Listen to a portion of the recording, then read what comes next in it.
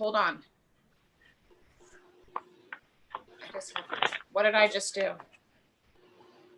Okay, the live streaming is going whenever you're ready. I'd like to call the meeting to order, please. And the item for discussion is the equipment to purify air at Martin Middle School. This is something that many of us have talked about. And Mr. Ferreira, do you want to kick off this discussion? Yes, Charlie.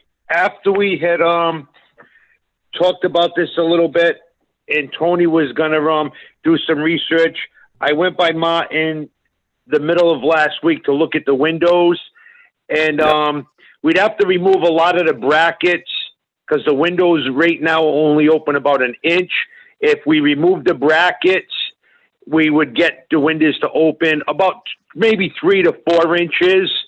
So at that point, and where the windows are almost at the same height of the ceiling, he did get some quotes for the piece of equipment that we're looking at for the sum of $63,200. That's completely installed by an outside agency, and I believe it comes with the 3-year warranty. The one positive thing about this is that if we was to use the system we have to really try to help out the safety of the building, we would need a filter in a range of 14, maybe 15. Filters come from like 5 up to 15. Right now, I think we may be running about a 6 or a 7. That's the size that catches the particles. So the great thing about this system, we would still run all our filters, but even it running at a 6 or a 7 or an 8 without damaging the system, this filter would kill anything that gets by that. So it would be running at 100%. And I didn't do much research in the classrooms, but the 1-minute research I did, just so you guys don't understand, that ceiling is all like a drop ceiling, suspended ceiling, acoustical ceiling. It has like a 1-inch gap all around the square trays where the lights are. That's actually where we get the heat and the air conditioning from. I want to say, I'll speak candidly, but I'll try to do some research. I believe that system hasn't been cleaned, and possibly since the school was built. I stuck my finger up there when I was with Tony and just slid it the length of a finger, and I probably grabbed, we'll call it a dust bunny, about 3/4 of an inch thick. So that wasn't why I went there, but I just wanted to see if there was a lot of stuff packed up there, and there is. So basically, that would probably be a nightmare to clean that building the way they set it up. So this system has a lot of great advantage. If it wasn't for the culvert, we would still be looking at, trying to find a way to clean them filters. And I think to clean that whole school, it would be 4 or 5 times as much as this machine. So I just hope that if you guys have any questions for me or Tony, that we could approve this. I just think it's a no-win situation. The way the school's built, the window's not really opening. The ceiling, air conditioning, heating system maybe has never been changed since the building was built, which is close to 40 years, right in that range. So I think for the sum of $63,200, it'd be a great thing if we could go forwards with this. And I think it's just going to help us in so many different ways. I actually got about 6 or 7 pages on it. I hope you guys might have got it electronically and did a little research. But Charlie, that's what I have to say on it. And if there's any questions that I might help you guys with, or if Tony's on board, feel free to ask him. If I may ask, Tony, at this point, if we pass this tonight and we ordered the equipment, is there a delay in getting the equipment? When I talked to Tony, if we was to finalize this tonight, he might need a day or 2 maybe just to put the order in. I think he was in the realm in about 5 or 6 weeks. So for before delivery, we would have it, it would be installed. 5 to 6 weeks. Thank you. Any other So can I ask questions? a couple? Yeah, I have a couple of questions. I know, and I want to thank. I know Kathy had after speaking with some of the superintendents and with Tony in the union, took this up. So I appreciate that. The safety is obviously very important at these schools. Question that I have is, we're at a dollar value of $63,000. It is my understanding that this is at a level that requires us to do an RFP. So my question is whether or not we are kind of out of bounds with,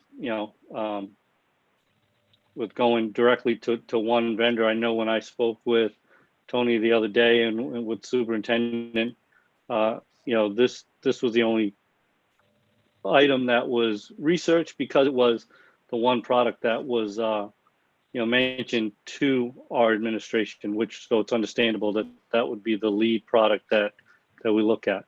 But I think that we've got to be careful. That's my concern, is that we not find ourselves in a legal issue.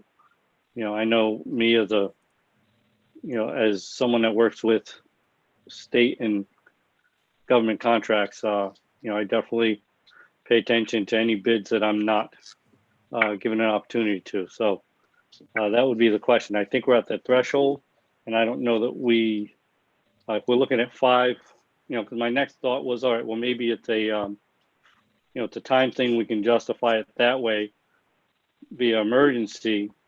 But if we're looking at 5 or 6 weeks, then we're not meeting the, right now, which the target will likely move, right? But the September 4th opening date, we missed that already. So I guess the question is, how many other bids have we sought out to make sure that we're, following law and, covering ourselves on that? I think it absolutely is something that we need to move forward on. I just want to do so properly.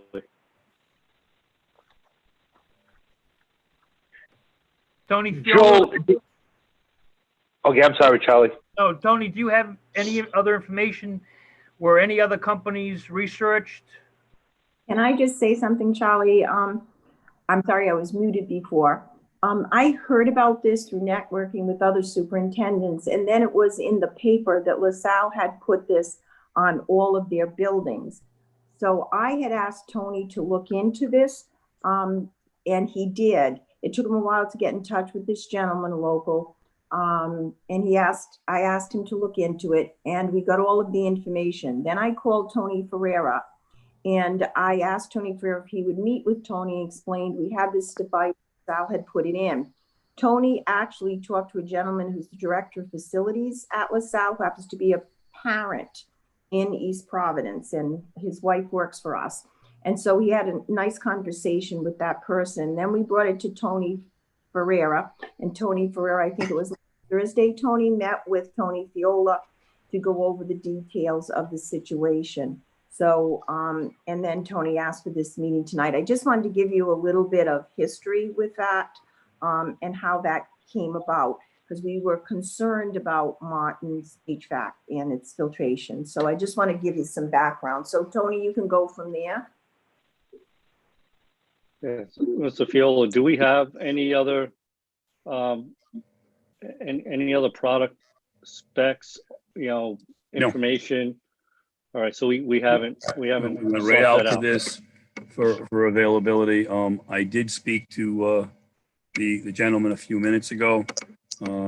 He said it would be a 2-week lead time for material, and he told me that right now he figures 75% that he could get it done for the start of school on the 14th. So we could potentially, in sticking with the accordance again, just protecting ourselves so that we don't end up paying more than for just a system. And Craig, correct me if I'm wrong. I think we could do a quick RFP. Obviously informing this gentleman that's already kind of in the loop, but do a quick RFP, correct? And then from there, we'd be ready to move and approve. Would that cover our bases? Yes, yep, you certainly could do that if you chose to go that route. What are the options? I mean, if there's another option, you know, So, so in looking at the purchasing policy, so,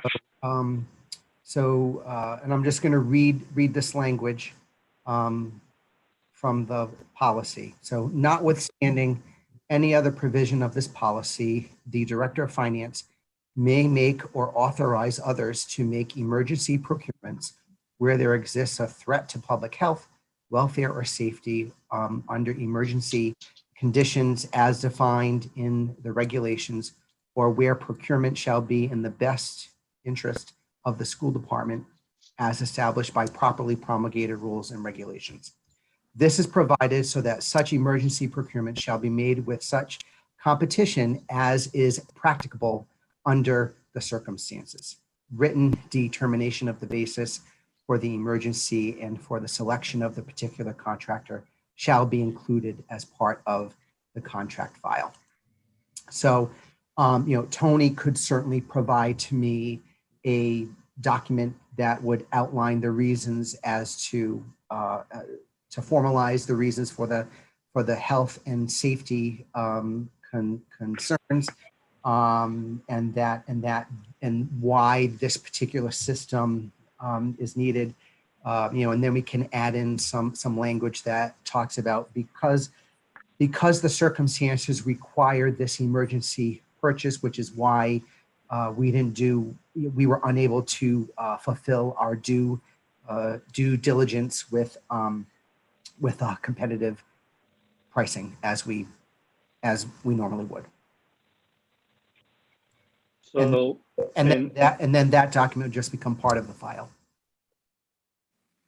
so that's Mr. Fiola documenting that there was no other option for us to go down to meet the immediate need, Correct. correct? Correct.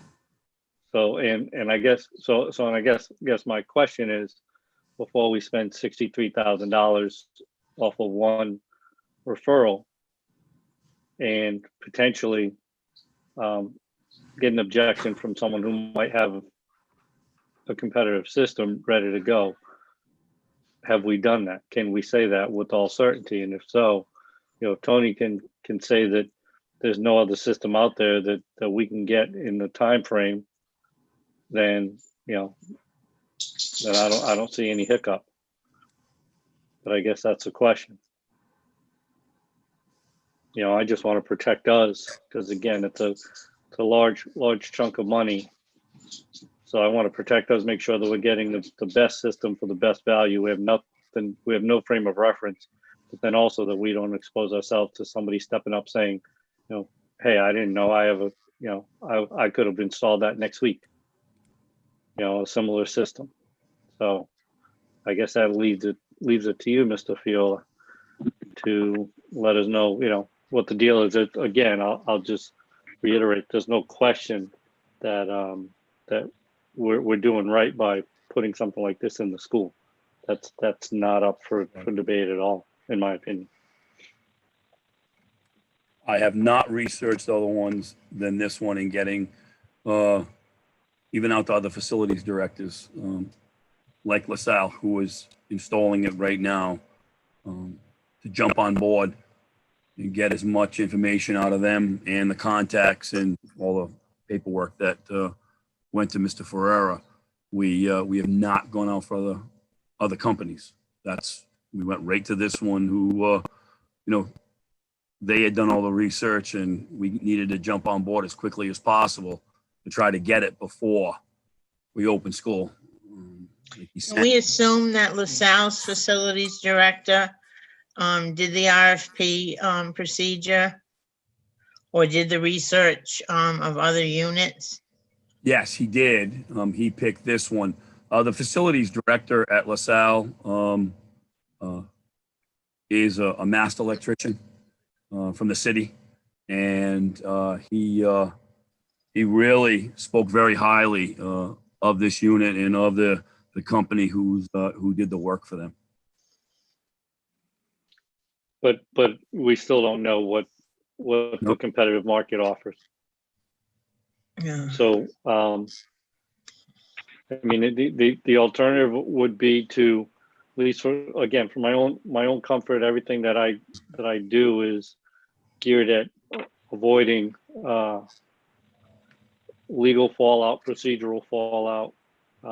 You know, I'm not comfortable with the idea that we've justified not to the taxpayer or legally that we've justified that this is the only system to go with. But, you know, I guess my question would be to you, Charlie, is, you know, what's stopping us from doing, even if there's an appetite here to do a conditional approval on this system with the expectation that, you know, information be gathered within the next 2 days. And if something pops up that says otherwise, then we halt that process and do it properly. Is that, you want to put that? Again, I'll look to the other 4 members. No, it's not my motion. I'm looking for discussion. Okay. Right. So I can't be the only one that's concerned about process and the legalities of it. So. No, Joe, I would agree that I would be concerned, you know, with the process, but like I said, the day and age we're in now, there's got to be some give and take with every aspect of life. And right now I'm looking at it as the procedure wise, because what I just state, and like I said, I could go there tomorrow. I'll spend an hour in that building. My comment to this is there's numerous reasons we should do this. First is pretending that if we do open schools on the 14th, this almost 75%, I'd like to be a little better than 75% as a guarantee that it would be installed. So when school opens, we know, at least I know, the windows are a major issue in that building. I'm only speaking because I was physically in the building. And we know right now that they're saying a great safety issue is fresh air for the kids. So if we can't bring in a large sum of fresh air into the building, that would be, in my eyes, a check mark that this would fall under an emergency situation. We could get into a debate. What is a large volume of air? So that's another debate we could get into, which I don't want to get into any debates per se. Second off, if I feel that I believe that ventilation system in that building hasn't been cleaned in 40 years, I would ask Tony if he has any record of any company going through that like we started to do on all our other buildings. That has nothing to do with the virus and the safe air issue. That just has an issue of clean air for the system to be working. And that's where I would agree that if it wasn't for the situation that the world's going through, I think, Joe, we probably, even if we went to this far, we would have the attitude to go out, get 3 proposals just to see if there is a company that might offer something a little more for a little more money or a little less for a little less money. And we'd say, well, this is in the middle. I just think now where the guy's at 75% confident to get it installed, if we get him going, if that doesn't fall under an emergency, somebody has to explain to me, even based on one day in a situation like this, I classify somebody explain why this wouldn't fall under an emergency. Right. In other words, and I would say to Tony, if he has the confidence in the facilities director from who we researched and stuff, which I looked into some of the different systems. I don't know if you guys have all the paperwork. I'm just hoping maybe you got it set, like I said, electronically. I think I got about 8-9 pages in front of me. It's an unbelievable system. What it does for all different, ear allergies and stuff. It's, I don't got nothing else to compare it to, Joel. I'll admit that. But from what I've read, what I've researched and talked to a couple people, it's basically up there in the top piece of equipment. And to say that we could go out for an RFP if we stall it, if it's stalled for a week or two and it's not in place, do I feel comfortable even sending kids back to school? My personal opinion, we discussed it, is no. I'm just trying to do everything that I think this district wants to do to make the kids, the parents, and mainly the staff comfortable that we are doing the best thing. So what I would say is, if anybody has a comment that this may not fall under an emergency, then we could hear them. I would rather just say, if we could pass this on to legal and see what Ben says. In other words, something that we're at 75% guaranteed would be in. It definitely falls under a safety issue due to the windows don't open. Building may have not been cleaned in basically 40 years, and we can't put a number 14 or 15 filter into our system because the system is so old. So if those realms don't fall under the emergency, somebody would have to explain to me with COVID and everything going on what an emergency would be for $63,000. And I believe maybe Craig or Kathy may be able to answer this. With this, could we put this in the application under the 1.6 million and put it under that? Because the building's never had this before. Shameful on that. But the only reason that I'm looking at it as an emergency and try to expedite it is what the scientists are saying and all school districts are saying. It should be okay. We're bringing in plenty of fresh air. We're not bringing in plenty of fresh air. We have internal classrooms that don't have any windows, and we have a system that may have not been cleaned in 40 years that we can't put a high-grade filter in because the filter's so old. If it doesn't fall under an emergency, I would like to hear why it wouldn't may, and then send it I'm onto legal. So Tony, I don't know if you understood what I was saying. I actually agreed with you that it's something that needs to be done. What I'm asking is, it's an emergency. We need to take action, but we've only talked to one provider, so we've got a 75% confidence level that we can meet this emergency deadline, and we haven't spoken to any other potential provider that could potentially secure us during that and meet that emergency deadline, is what I'm saying. We don't have any information to say that this is our option to meet this very important timeline. And that's why I even suggested doing a conditional proposal tonight with the expectation that Mr. Fiola would make a couple phone calls tomorrow to verify that this was the option for the school department to take to meet this emergency deadline. Because, you know, again, I don't want to just openly just, yes, let's just give the business to this one company that we talked to, and we have no idea if there's anybody else that can do similar system, same system, better system idea. Right, so we could do a conditional, and then if we find out that there is one, then we go in that direction instead. But if we don't find anything, this is already in process, and no harm, no foul. We've covered our.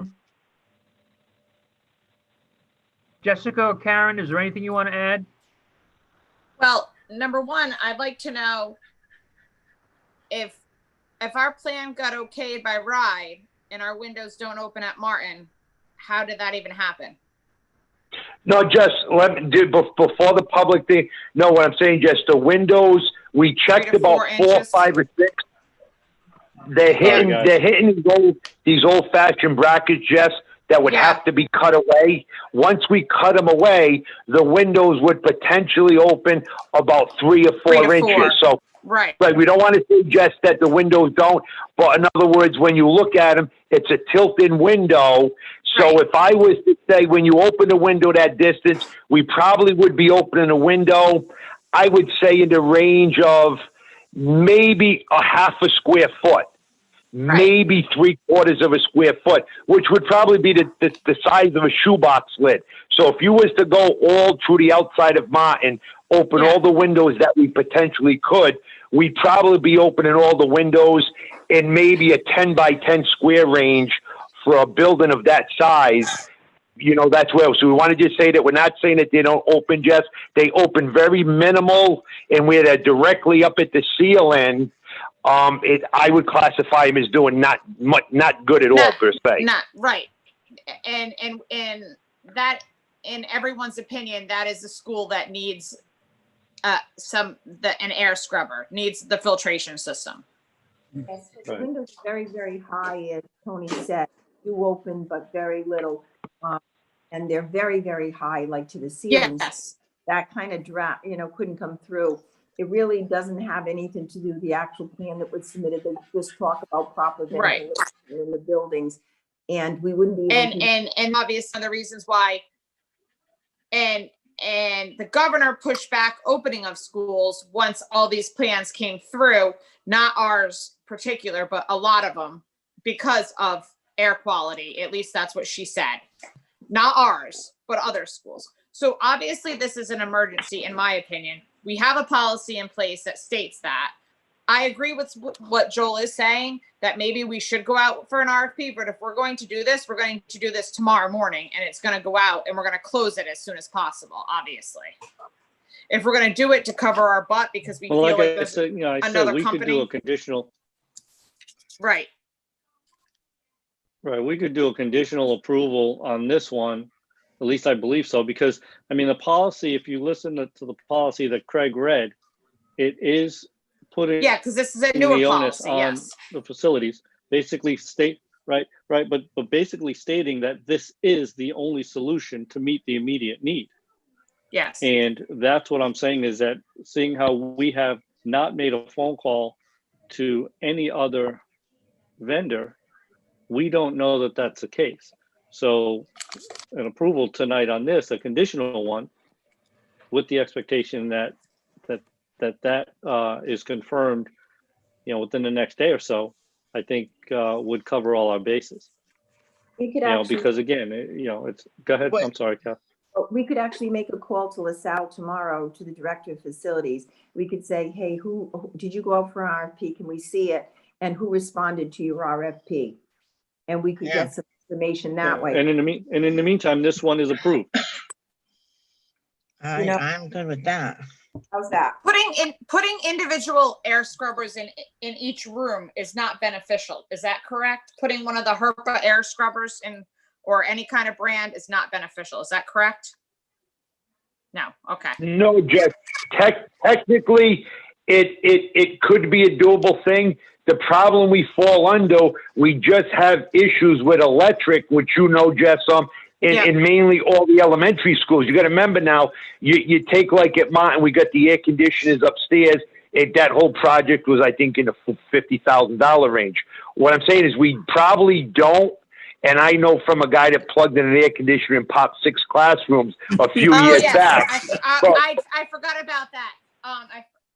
So we're really strapped with electric, Jess, and see that's where this is a beautiful system because it takes out the whole, even if we do, Joel, I agree with what Joel's saying. If we go to it, but this takes out the bathrooms, the corridors, the light. It's just and it only really works that well if a building is completely heated and air conditioned that way. So, like I said, I agree with that. We don't want to get in trouble, but like I said, if school does open on the sake of 14th, I'll say it once again, I'm a pretty big guy. I can take a punch for my kids. And if that means we pay, $1,000, whatever's going to happen, but to go out and take, 3, 4, 5 days and we send these kids into that building with our staff for a week and a half, I just look at it as I like taking it to the line. I like taking them chances. That's part of what I do for my living. And I mean, like I said, this guy was only at 75%. He could get it done. I just look at it as every day we delay it. If we fall back onto this guy, we just push this 75%, maybe to 65% because we're letting him know. And Tony, would you say we got this? You got this maybe early last week? Yes, but that 75% was his quote this afternoon at 3:20 p.m. He called the distributor to make sure that product is there, and product could be here in less than 2 weeks. And he's finishing up a project and would be able to place us because of the need. Would be placing us as the next one, and that's And what he did say to me is So- every time that he did a unit, when it's finished, it's finished. You don't have to go back. So every unit would come online as he put the pieces in. So Tony, so then we make that motion, and basically the information to this gentleman will be changed that to 100% and negate the need for us to verify that there's another option to meet our timeline. But you know, Mr. Chairman, I'll make the motion to approve the purchase of this system on the condition that Mr. Fiola tomorrow also confirm that there is not another faster, equivalent, or better option for us to pursue. And Montero if there made a isn't, motion. then we continue. Is there a second to Mr. Montero's motion?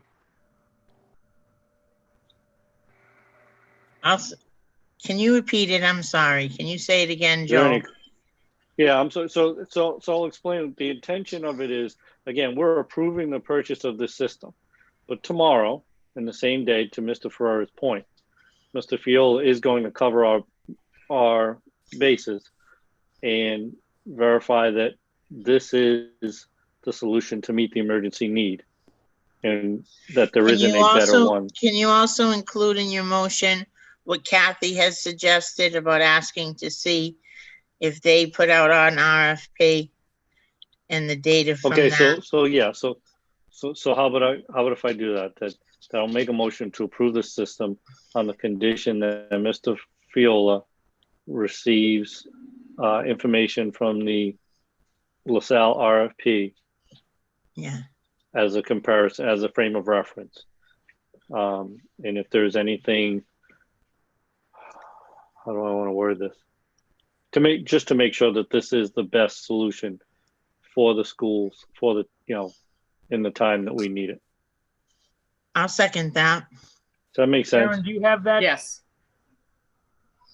Yeah, Sharon, do you Yes. have that? Sarah, let me know. Yes. I have Okay. it all, but Joel, I could just clarify it with you later. Yeah. We can, and again, I think we've got to move on it. We've got to get this ball rolling. But if we turn around and there's somebody that says, "Hey, I could have it here in 2 weeks for $55,000," then neither one of us did our job. So that's my take. A motion has been made and seconded. If there's no further discussion, all in favor, please signify by saying aye. All right, Charlie, I just got Charlie, I got to just follow up on that. So, in other words, Joel, if we're going to give him, we'll let Tony give him because what I didn't hear is where is the deadline for this to fall into play? Is it 1 day, 2 days? Because I agree with what you just said. We don't want to, for $10,000. Okay, so 1 day. So basically, if we don't hear back from, say, by Tony or Kathy tomorrow night, we could go forward with this on Thursday morning. Well, I want to hear from Kathy on mute. I think I want to hear from Tony and Kathy definitively. Yeah. That they sought that information. Yeah. And what the results were. Can even call a principal.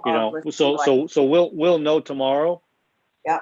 So by tomorrow, Tony, we either are in motion on this action, or we have reason to go in another direction. So without reason to go in another direction, we stay forward on this, and that's determined tomorrow. Okay. Any other questions? All right. That makes sense. Yeah. Then Joe, then I would say if we go in the other direction, which could be okay. It's just that we expedite this. We might have to do, because like I said, it's all fine and Dave for 10, 15 grand. But I'll be honest with you, I'm not going into that school and I'm not teaching 100, 200 kids in there for the sake of $10,000 when like I said, hopefully this, no matter what we do, could fall under the emergency appropriation for that. So I have to look at it. We're putting right now we're putting a dollar amount on people's safety, which we got plenty of money to eliminate that safety factor on people. Excuse me, Kathy. But that's not. Hold on 1 second. I'm sorry, Karen. Yeah. I just want to clarify, Mr. Ferrer. That's not true. The the situation that I'm looking at is we don't have a time commitment from this person, but we're ready to commit to paying them money. So the whole idea is to meet the deadline so that we can get our people, our children, our employees in that building on September 14th, hypothetically, if that date holds, safely, right? Because I agree with you. Nobody's going into a building that's not safe. So here it is. We're going to issue, a purchase, but yet we don't know if it's going to get us in the building on September 14th based on the information that we have. No, I agree. There's absolutely correct on that. Right. So that's what I'm saying. So that information, Mr. Fiola may find nothing, but he may come back to us with someone that meets that deadline, no problem. And we're even better off for it. Otherwise, we move forward on this one piece that we looked at. It's a no lose approach. And can I, Kathy, do you think that the commissioner and the governor, if in fact we were opening on the 14th and Martin, and this system was not ready, could we delay one building? Do you think they would allow one building to stay closed until that was set? Opening on all our buildings, you got that calendar, so they're all Right. open, all grades at different times. So Right. we consider that, yes. If we even open on the 14th. And that's true. True. That's true. Yeah, Yeah, we but I gotta have get confidence that if the building wasn't safe, that we could get an extension if we had to by Yes. another week for that one building. Yeah. Well, I even if would we think. did, I mean, you could do a distance, and get Yeah, started. because I don't like the 75%. I want it at No. 100% personally. Yeah. We could Before stop anybody. learning and then have them come in after. Right. Absolutely. We would Okay. have- Hey, Tony Fiola, is this through Lawrence? What's it? Is this purchased through Lawrence? Lawrence? Yeah, no? No. Okay. No. But Tony should probably call them. Jessica, you're muted. What Craig just said. You should Yeah. probably call Lawrence. Yeah. Thank you. And I don't even know who they are. I don't Neither know. do I. We'll do it. But, Don't- I'm just saying that because Yeah. So, okay. They're good. Okay, there's a motion before the committee. I'll take a roll call vote. Ms. Boshane, aye. Mr. Ferrera, With the stipulation that we know, in other words, at least somebody gets back to me tomorrow which way we're going to be going with this so it doesn't get dragged on. So I'll vote aye on that, but that's just the way that I feel, Absolutely, Joe. We're Tony, not going to that- make amendments. No, That's just how Tony, I that feel because I want the public to know that Tony, that is where I absolutely- stand with it. that is absolutely the motion, Tony. It is a 1 day process to see if there's another option. Otherwise, this goes forward. Excellent. Thank you. Ms. Olivera, Aye. Mr. Montero, Aye. and I vote aye, so 5-0, the motion passes. So we'll hear something tomorrow. Yes. Thank you. Thank you. The next item on the agenda, I understand we have some public comment. Ben Russell?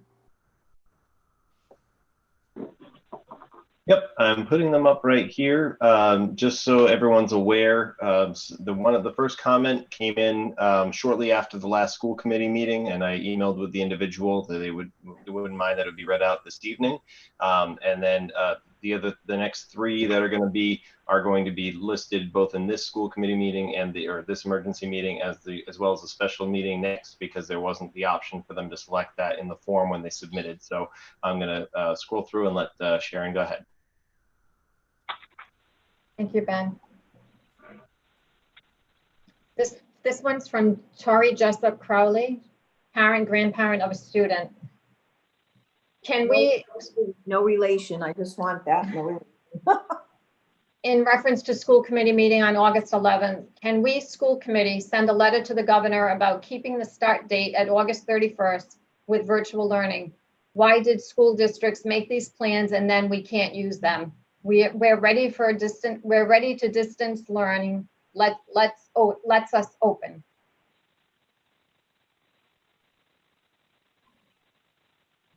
The next one's from Stephanie Muse, 4th grade teacher at the Learning Community, East Providence parent and property owner. I would like to urge the East Providence School Committee to join Warwick Schools in keeping our students, school staff, and community safe by moving to return to 100% remote learning in the fall. You have put in so much work, and I respect that East Providence has a better plan than most Rhode Island districts. But you have been asked to do an impossible task, financially and logistically, and are not prepared to safely reopen schools for in-person learning. East Providence is currently identified by the Harvard Global Health Institute as not being ready to return to in-person learning, and as of this week, has a 10% test positivity rate according to the Rhode Island Department of Health. At this juncture, remote learning is the only safe choice for East Providence, and I urge you to use your elected positions and platforms to make a statement on behalf of East Providence school staff, students, and community members. Thank you. Thank you. The next one is from Rochelle Medeiros, parent, grandparent of a student. I admire the work that has gone into getting plans and schools ready for a return. However, our classrooms and buildings are not equipped to handle a full return. I would like to see full distance learning for every student until we are 100% prepared to be in person.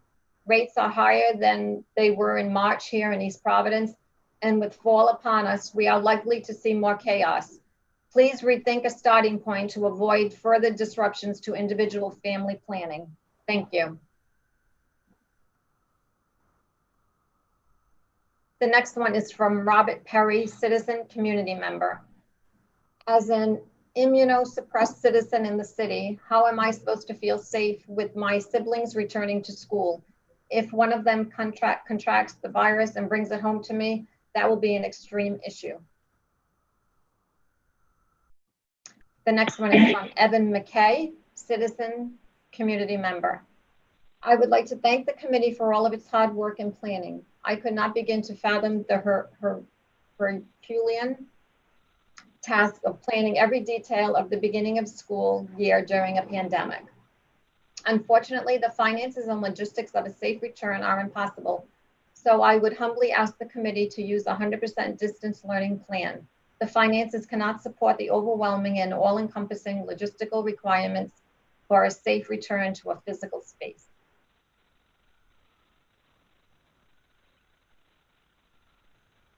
The next one is from Kara Lawrence, parent, grandparent of a student. As an East Providence parent of 3 and a Providence school teacher, I'd like to thank you for working so hard to create the safest return plan possible. I urge you to follow Warwick's lead to return to 100% distance learning. It is not financially or logistically possible to guarantee families a safe return to in-person learning at this time. We eased our way into reopening our economy. We owe our students and teachers the same. East Providence has been identified by the Harvard Global Health Institute and Johns Hopkins as not ready to return to in-person learning and currently has an even higher test positive rate than Warwick at 10%. Yes, I am worried about how special education students will receive their services, how parents will work, how the hungriest students will eat, and the emotional state of almost everyone. Now the place who was solving all those problems needs a remedy. We now have a problem that schools can't fix. Let's get help and do it safely so we can get back to doing our job. Thank you for your time. The next one is from Susan DeAngelis, concerned professional, many family members and friends in East Providence. Esteemed committee members and citizens, firstly, I'd like to thank you for your tireless commitment and for working so diligently to create the safest plan possible for returning to school. Secondly, I'd like to strongly urge the district and committee to follow Warwick's lead and vote to return to 100% distance learning. East Providence, along with many other districts, are not financially or logistically able to guarantee families a safe return to in-person learning at this time, although no one can guarantee a safe return in any district. East Providence has been identified by the Harvard Global Health Institute and Johns Hopkins is not ready to return to in-person learning and currently has an even higher test positive rate than Warwick at 10%. The safest positivity rate for in-person learning is 5%. I am also a paraprofessional in a neighboring school district. I work in a kindergarten, and under normal circumstances, it is extremely challenging keeping students of any age or grade level on task and following guidelines and directions. It is ongoing, all day, every day. Except now, there are ostensibly dire outcomes for them and for the teachers and staff who are interacting with them closely for hours at a time. With minimum air circulation, let us not find out tragically too late that we have made a grave mistake. Our children and community deserve the best outcome. Let's guarantee that the only way possible, by continuing with distant learning for the first semester at least. Thank you for your consideration.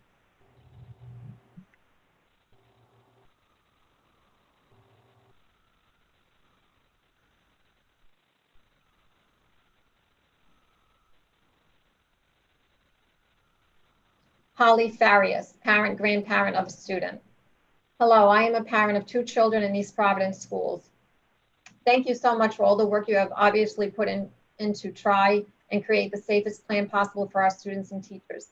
Despite the many safety precautions that have been put in place, I urge you to follow in Warwick's, who has a lower test positive rate than East Providence, footsteps. Help ease the stress parents, teachers, and even students are feeling about the unknown. Let teachers have more time so they can prepare an amazing distance learning experience for our kids. Make the decision to begin the 2020-21 school year fully distance learning.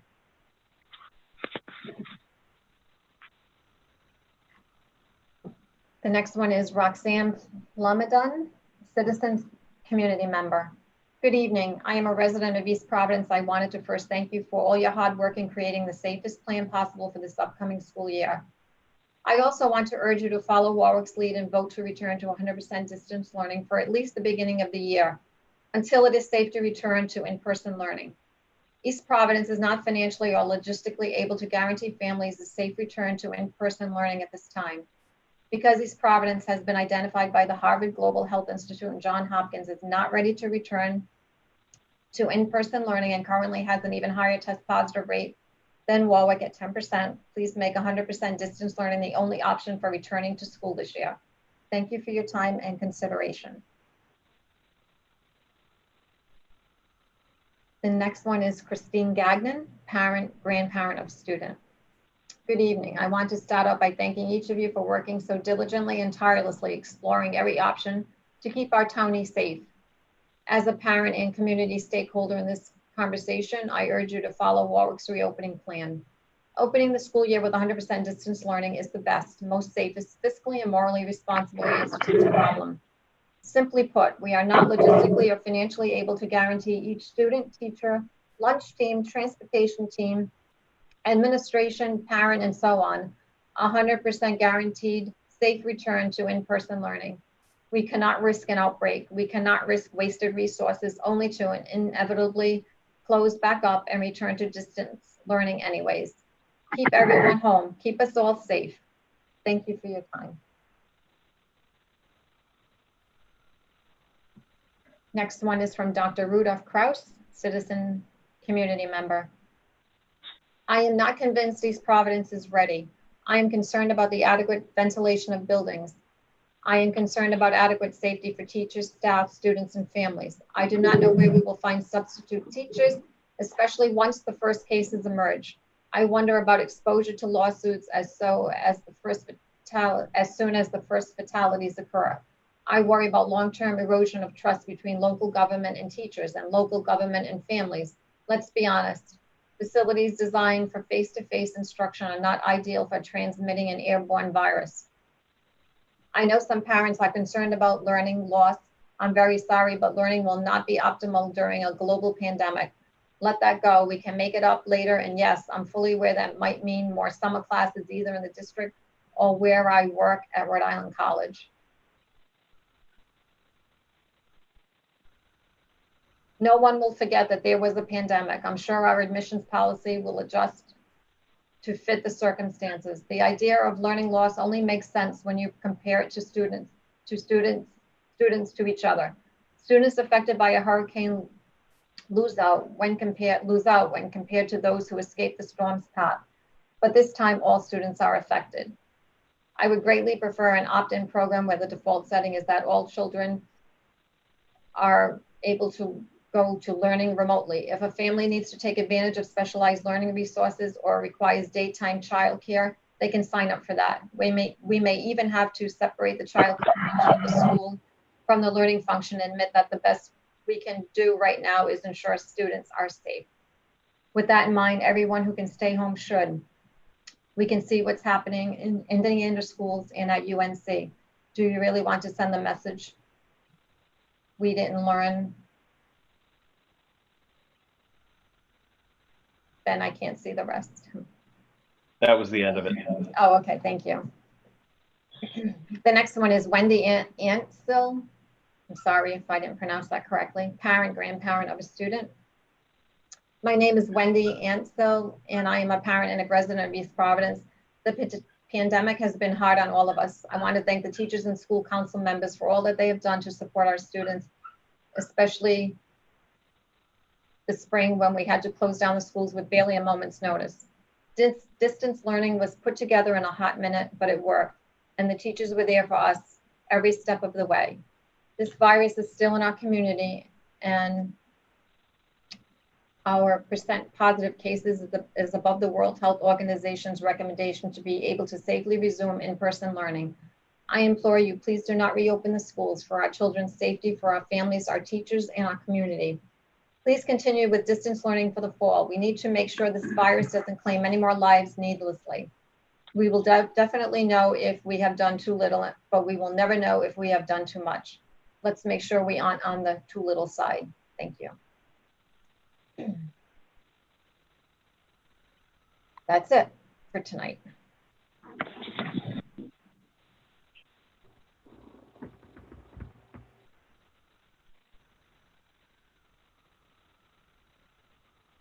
At this point, I would like to start the budget presentation. Any objections to that? Charlie, we just heard from numerous parents and stuff, and I stated it last week. I've been stating it all again. I support every one of them comments that opening these schools, because the flip side that I'm seeing a lot of is communities are trying to bring their classrooms outside, and it's just amazing to me that the sum of money that we spent in East Providence over the last 3, 4, 5 years, countless dollars, we won't get into what safety procedure. How can we, as an adult society in this country that's probably spent hundreds of billions of dollars keeping our kids safe, inside the building, in a blink of an eye say it's fine to put them outside? I think we have short memories in some communities, and we have leadership across the bridge that seem to forget, when it starts to come out that all these kids are outside these buildings under tents and things like that there, you're going to have every basically low-life pedophile.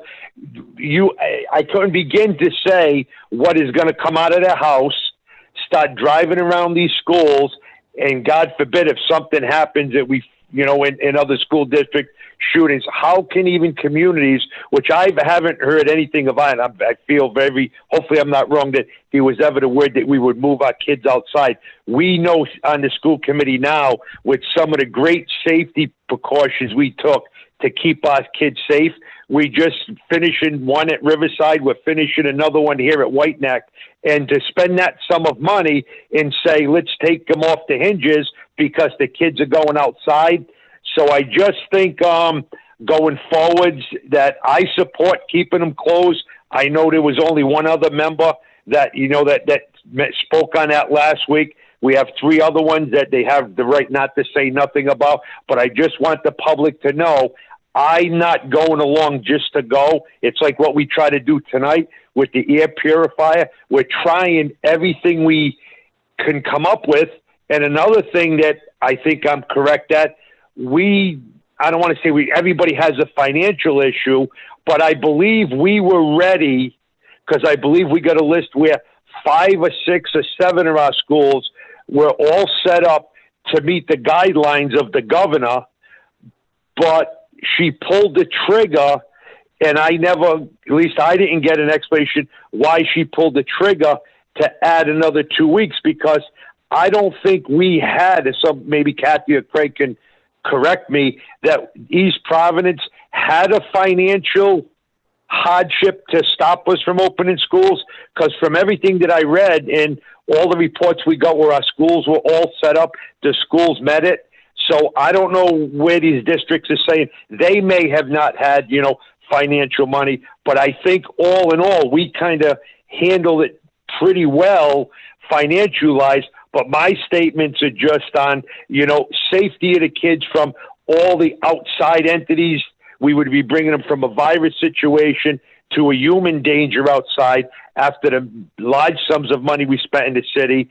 And that's why I would always support just keeping it district to after the Christmas vacation, end of January, because the flip side we're looking at, we're going to be bringing these kids back into school to latter part of June. We know we just squeak them out by getting them out in the beginning of the June, especially at the high school, where the high school heats up in some of our buildings.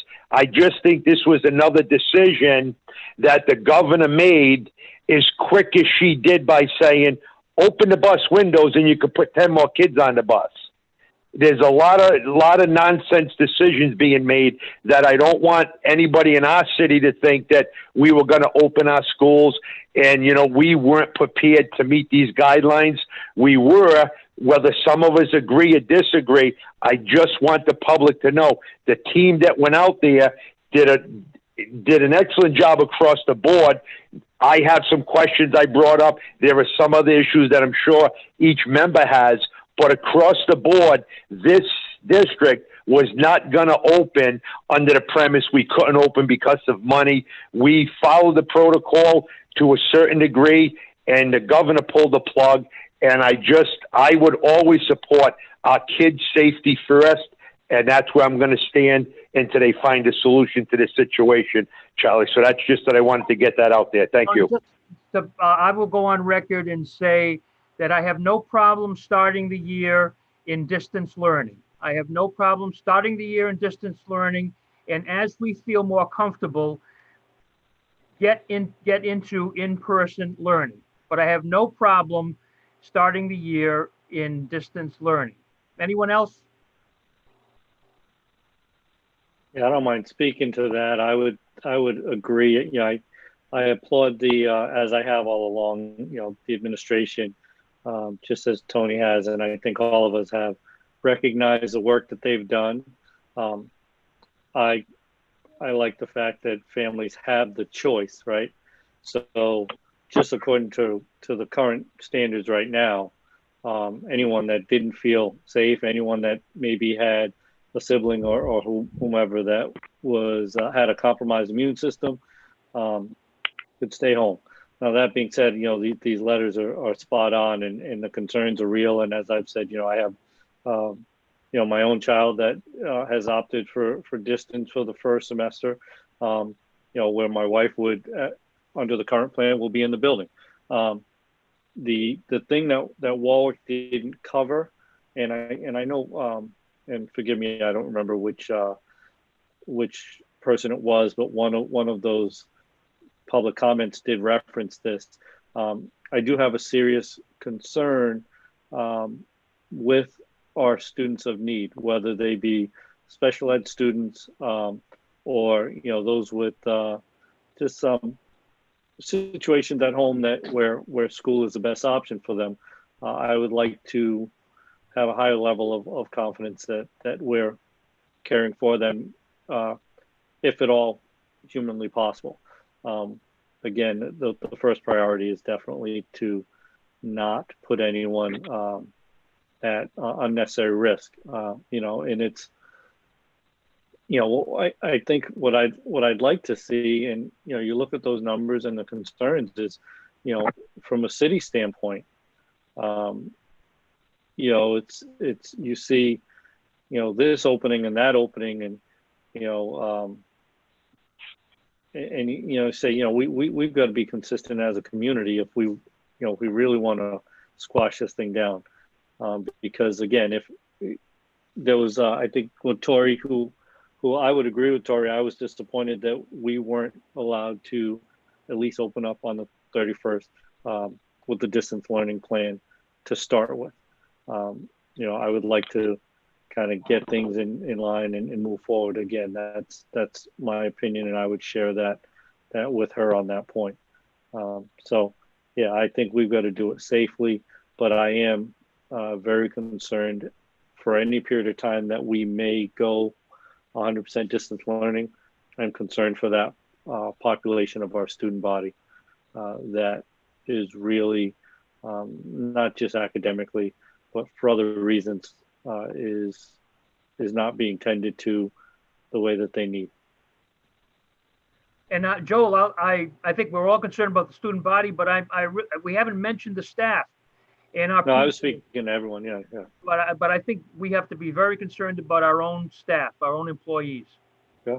No, I know, your daughter teaches, and my wife is in a building, and I think that's it's definitely a concern. Absolutely. I agree. And Charlie, I agree with you, but as if we're all going to agree amongst us, you got to remember, I've been arguing the point about testing the positive, and if you look back around 2 months ago, it was at when I was saying at 3, they actually bumped it up to 5, which I don't know if opening the windows had something to do with the governor, but now it's proven we're over 10%. That's 50% higher than the recommended safety level is. Not 6, not 7, not 8, 50% higher. And we're still discussing opening schools and 2-week delay and stuff like that. And when you hear them numbers being pointed to East Providence, that is no longer a governor's problem. If something happens, it becomes the city of East Providence, our students, our staff, our elderly population, that a lot of us are babysitting these kids. I just can't comprehend when you have a positivity rate of 10 or more that we aren't really letting it known that we support the community, not based on anybody's opinion, based on scientific numbers now, that we're 50% higher. We should be fighting the fight to say East Providence is 50% higher, Governor. We don't want your decision to affect our 5,000 kids, 600-700 employees, and the elderly population. If I'm not wrong, we might have jumped down to the second highest elderly population in the state. For years, we were first. And once again, these aren't nobody's decisions. These are scientific numbers, 50% higher. And we're still going to go and start to plan to roll in. And I agree with 90% of the people. And I think we have the staff that could lead this state into district learning and say, here's how we were successful when this first started. We focused 75% of the time with district learning, but I think we lost the key and spent more time focusing on re-entering and slacked off a little bit. Because remember, I'll state it, and it's only my opinion. I stated it, we weren't going to open on time, and I'm stating my only opinion based on scientific numbers. She's not going to open these schools into at least the end of January. She's going to pull the same stunt as she did close them. She's going to wait for other cities and towns and states that come next to us, pull the trigger, because she is a follower and not a leader. And I'm very, very hurt over a 50% higher positivity rate. And she knows it, and she's still pushing for a 2-week delay. It's shameful what she's doing to the state. It's with the whole state, the numbers are starting to skyrocket. And for some reason, they're doing an excellent job in the last week and a half, from what I'm hearing, doing test and track, and that's why we're seeing a lot more of this now. So I'm comfortable with the big turnaround, how we're looking at saying we're looking at keeping everybody safe. But then now the numbers are telling us, if the numbers can speak, they would be saying, you guys are 50% higher. You just can't do it. You're 50% higher. Can't do it. And I just don't know where she's getting her information from. But if she's supporting these, people, at the scientists, and they're coming up with these numbers, I just think it's something that we want to keep an eye on, guys, in the next week to 2 weeks to see where that number is. And then if it's not too late, based on this, Kathy's opinion, everybody, could we do a really good job? I believe we can. District learning, we have to get this out there to the community that we would support what our community wants and what our superintendent and our staff, the talk out there is we're ranked up there in the top with, virtual learning, with our computers, with, everything across the board. We're being talked about. We're right up at the top to support district learning. But the flip side of the coin is we have a 10% or higher positivity rate, and we're on the ladder to reopen schools. It's just confusing. So I think, guys, please, if we can stay focused on that number, right with Kathy and everybody on our team over the next week or two and see where we're at, maybe at the next school committee meeting, and see if we can get some numbers, talk about it, and see where we would push some of our, I don't even want to use the word push, just let it known where we think our community stands with this deadly virus. Thank you. Tony. Karen, did you have something to say? Well, everybody knows how I feel from a safety and health perspective. But as a former teacher, I'm really concerned about what schools are going to look like. I think a lot of kids are anxious to go back. A lot of parents may be asking their children, do you want to do distance learning or do you want to go to school? And any social 12-year-old is going to say, I want to be with my friends. I want to go back. But don't forget, these are 12-year-olds. They're thinking going back to what they had. They don't realize it's not the school they knew. They're not going to be socializing. They're not going to be interacting like they did. It's going to be very different. I can see kids after a week saying, I don't want to do this anymore. I want to be home. I just can't. And how much learning is going to go on? How much teaching? I'm not sure. I mean, with all the hand washing and especially with the little ones, I can't imagine a second grade classroom. I just can't. I mean, I taught first grade for 9 years. You had the kids on the rug. You had them working together. They were at centers. They were in groups. They were reading together. None of that's going to be happening. What are we going to do to our kids? I'm just so fearful of the anxiety, the whole situation. It's no longer going to be a place where kids enjoy going. And that's my opinion.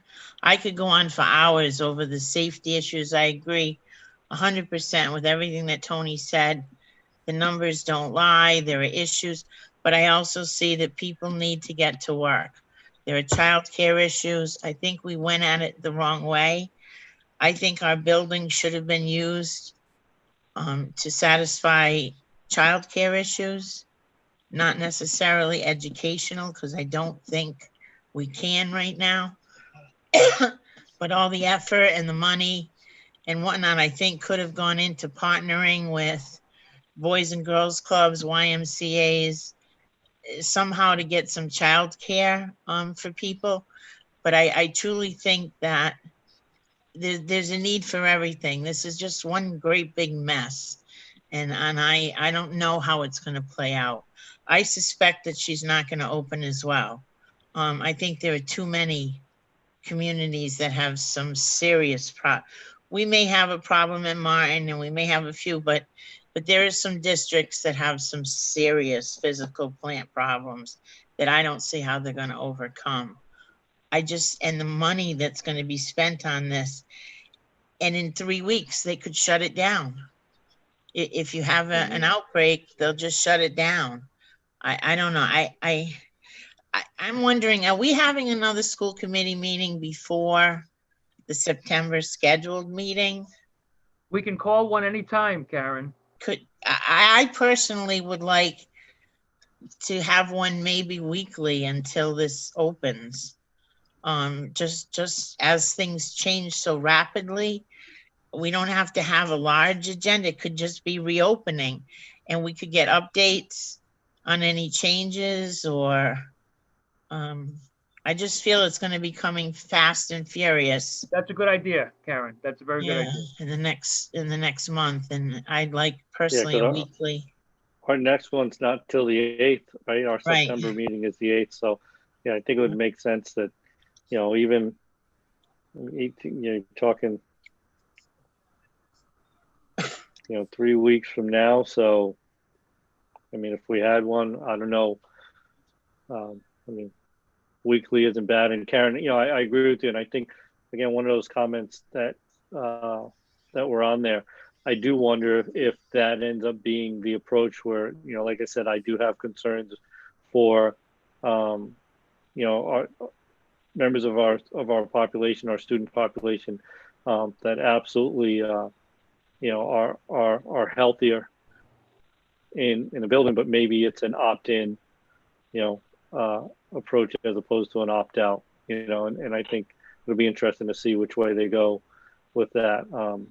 And I also agree that, I don't expect on the 14th for that to be the start date, which, I know I've had some conversations with superintendent and a couple members of, our distance learning, really shoring this up, because I do believe that we're going to rely on that heavily. And as well as we did, considering the situation in the spring, we're going to have to really step that up to make up for that lost ground and try to stay on track as much as possible, right? And I don't, I recognize that our teachers is probably a lot of anxiety. I mean, both with the idea of coming back into the building, and then the idea of having to deliver their curriculum in a completely new manner. So, as long as we're ready to support them, keeping them safe, giving them the resources. But yeah, that weekly thing, I would agree with that, or at least bi-weekly, or at least be on call if there's an update, maybe, Charlie. Yes, I agree with you. Yeah, ready, right? Yeah, Jessica, do you have anything to say before we go on? Probably what nobody here wants to hear about. Go ahead.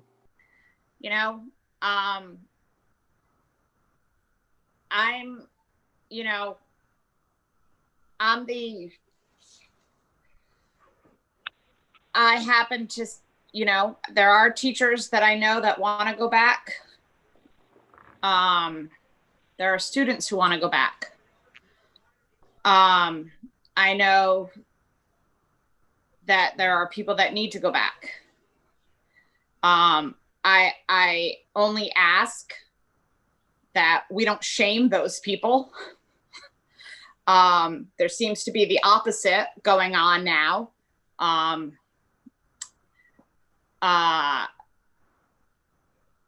Obviously, the health and well-being of everybody needs to be played into this. Obviously, I don't believe that we're going to be staying in school. I know for personal reasons, my own daughter needs to at least start school. I don't think she'll be staying in school, but she needs to start school. My heart goes out to the working families. I don't know how they're going to do it. I honestly don't know how they're going to go to work every day. I sat on the reentry committee for the sole purpose of watching us develop what I believe to be a very good plan. I watched our school district bust their butts in developing what I believe to be a very good reentry plan The only part that I was unable to sit on and watch is our distance learning and how teachers are going to do it. Because it's going to be difficult. The spring, it was sprung on them, something that many people were, some excelled at it, some did not. So obviously, I am looking forward to seeing that plan. I'm looking forward to seeing how it's going to be developed for the accelerated students, for the honor students, for the special needs students, how it will be handled for every class that we have, how it will be delivered. I'm nervous about that. I'm nervous about children and how our music programs will be delivered. Kids who are normally have outlets such as sports, plays, musicals, stuff like that, that we normally will not be able to do. Those kids need those outlets, and we'll not be able to provide that for them. Staff also, I mean, we have coaches that won't be able to coach. Well, I mean, I hope they will be. I'm hoping we'll be able to have cross country and tennis and stuff like that. But who knows? So ultimately, I like the hybrid model. I do believe in it. I know that's not the popular answer. I know that is not the correct answer, the political answer, the answer that everybody wants me to hear or say, but that's my answer. That's my answer as a mom. That's my answer as who I am. That's my answer as a former teacher. That's my answer as somebody who has been in the workforce from day one of COVID. Okay. So, well, I'm not quite done, but everyone else had their time, so I really would like my time. Everyone else had their turn, yes. It is something that I think it is a difficult situation, but I also have a daughter, younger than everybody else is up on the screen right now, who is starting a brand new school in a brand new situation. And I think it's extremely important for other people who are in that situation. I also know we have a pre-K program where a lot of students are signed up for and still planning on going. Those parents are still planning on sending their students. So I think we need to look at those numbers. I don't know what the numbers are now, but we do have a percentage of parents that are still planning on sending those students, and we need to look at that and see why they are. And we have to look at neighboring towns and cities and see what we're looking at. And we need to see how we can protect everybody and do whatever we can to continue to protect those people. I trust our administration, and I trust that we're going to do whatever we can and how we're going to protect them. And I guess that's about it. But I just want people to understand that I stand by our administration. I'm not sure what the meeting was this morning, but I heard very good things about the meeting.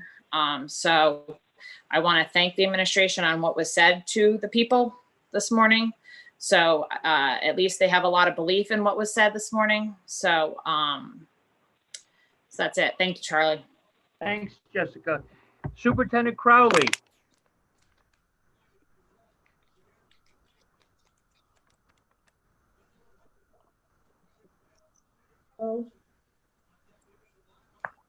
Superintendent? Yes, can you hear me? Yes. I can now, yes. Okay.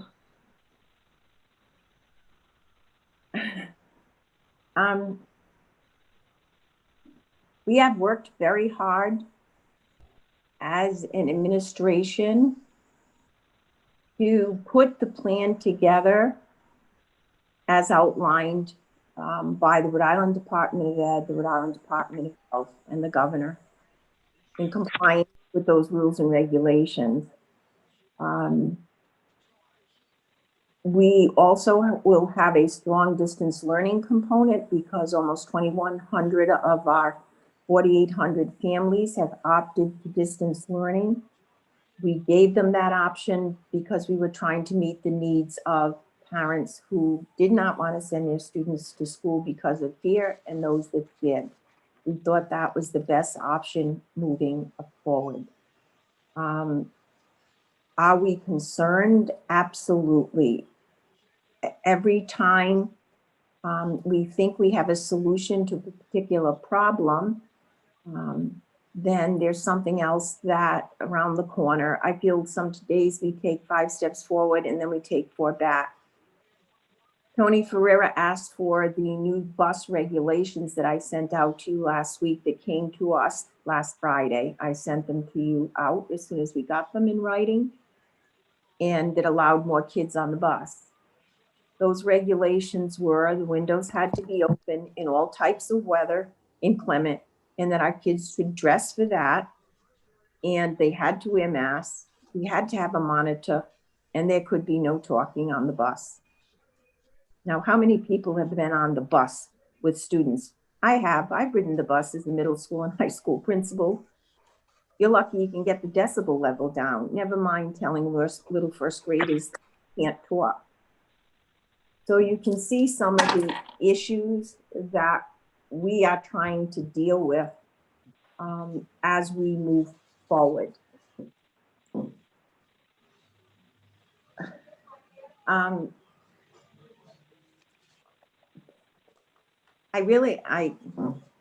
hear what Mr. Ferreira is saying, and Mrs. Oliveira and Mr. Montero and you, Mr. Chonas, and then I understand where Jessica is coming from. There is that parent wants to come back, but I'm not even going to be able to offer before and after school programs. Yeah. Oh, you had to hear me? Yeah. The pod that the students are in. So we are working very hard to be as safe as we possibly can. At this point in time, we met with our teachers again today. That was the meeting Jessica was referring to, high school and middle school. And then we met with our elementary teachers, told them about the September 4th opening, and went over our calendar and things of that nature. We were going to have another parent meeting on Monday night to inform our parents of what was occurring to this point. I don't know what's going to happen. She's not supposed to let us know until August 31st. I really think we need to know before that. But honestly, if we have to make this switch to all distance learning, I feel East Providence will be prepared. Ben Russell is sending out a plan today as far as our this week, as far as our Chromebooks are concerned, so that our students have them in their possession if they need to return them, etc. He's going to send that out to everyone. So we would be prepared if that happened. Our teachers worked very hard last year, and we have new standards this year that we're putting into effect that will even improve what we did last year. The safety is utmost in our minds and in our hearts, really, for everyone. We have a list of teachers. I want to say it's probably up to 58 now that because of a compromised immune system or someone in their home will be unable to come in. We're waiting for the doctor's notes on those people. We will respect that.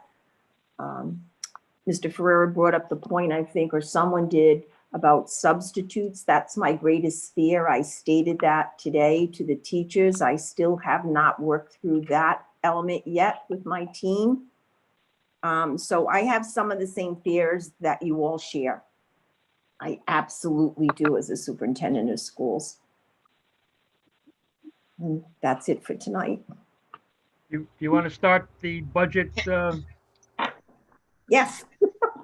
So on a little bit of a happier note, well, I don't know if it's happy or not, we just developed a budget with the team. This budget process started last year. We went through this process with our principals, virtually with all our directors. Before we put this together, we looked at all of our grants, and Craig and I then last Friday put the finishing touches on this year's budget. I'm happy to say I think it is a well-balanced budget. It still allows us to see some of the things that we want to do that's in our strategic plan for facilities. It allows us to purchase the curriculum that we have for our new curriculum. And it allows some money for professional development for our teachers as they move forward into these two new curriculums of ELA and mathematics. Excuse me. And so I'm going to turn this over to Craig Enos to present you the budget this evening. Good evening, everyone. So we're going to be starting at the top page in the 51,000 series salaries. So you can see for the proposed 2021 budget, after we met the last time, I went back to make sure that I had that the grant covered positions weren't included. There was one position that was in there. And then we also had a retirement. So the number is slightly lower than the last time. So for the salaries, for the projected salaries, it'll be $45,813,722. Remember, as I mentioned the last time, that this number represents step increases only. There are no raises built into this salary line item. Another line item that has a reduction is the substitute line item. With over 43% of our student population in distance learning for the first semester, coupled with the unknowns of COVID-19, the superintendent felt strongly that a $250,000 reduction in this line item was warranted. We also decided to make a slight reduction of $30,000 in the overtime line item. There were no other significant changes for the rest of the line items in the 51,000 series. So that brings the total for the 51,000 series in salaries to $47,665,722. This represents a reduction of slightly over $2 million as compared to last year. Before I move on to the benefits section in the 52,000 series, are there any questions? I'm going to ask a question that I don't want to ask. Athletic coaches, how does that work? Well, so as of now, we left the money in there. And we'll wait and see what happens with the fall season and how that plays out. If there happens to be some fall season for football or soccer, just roasted potatoes with peppers and onions. Or if or if those sports get moved into the spring, so that's why we left. That's what That's why we left those funds. That's what I wanted. Yep.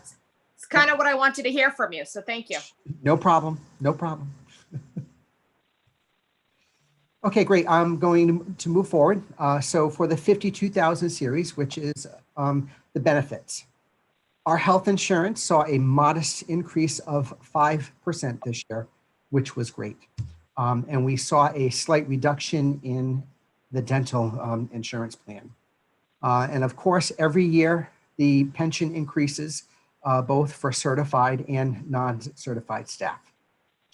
We increased the unemployment line by $40,000. So that is line account number 52501. So that'll be for $80,000. And that's because there will probably still be claims going into the new fiscal year. And there could be new claims that are filed even in the spring as well. We saw a significant increase in our workers' compensation premium. As you can see, the budgeted amount is up to $700,000. This past school year, I am pleased to report that we implemented a safety committee in conjunction with the Rhode Island Interlocal Risk Management Trust, our workers' compensation insurance carrier. Members of this committee include administration, principals, teachers, and maintenance and custodial staff. During the monthly committee meetings chaired by our Human Resources Director, Cheryl Mamoni, we spend time reviewing trends for workplace workplace injuries for the month, and we develop quarterly goals in order to improve workplace safety for our employees.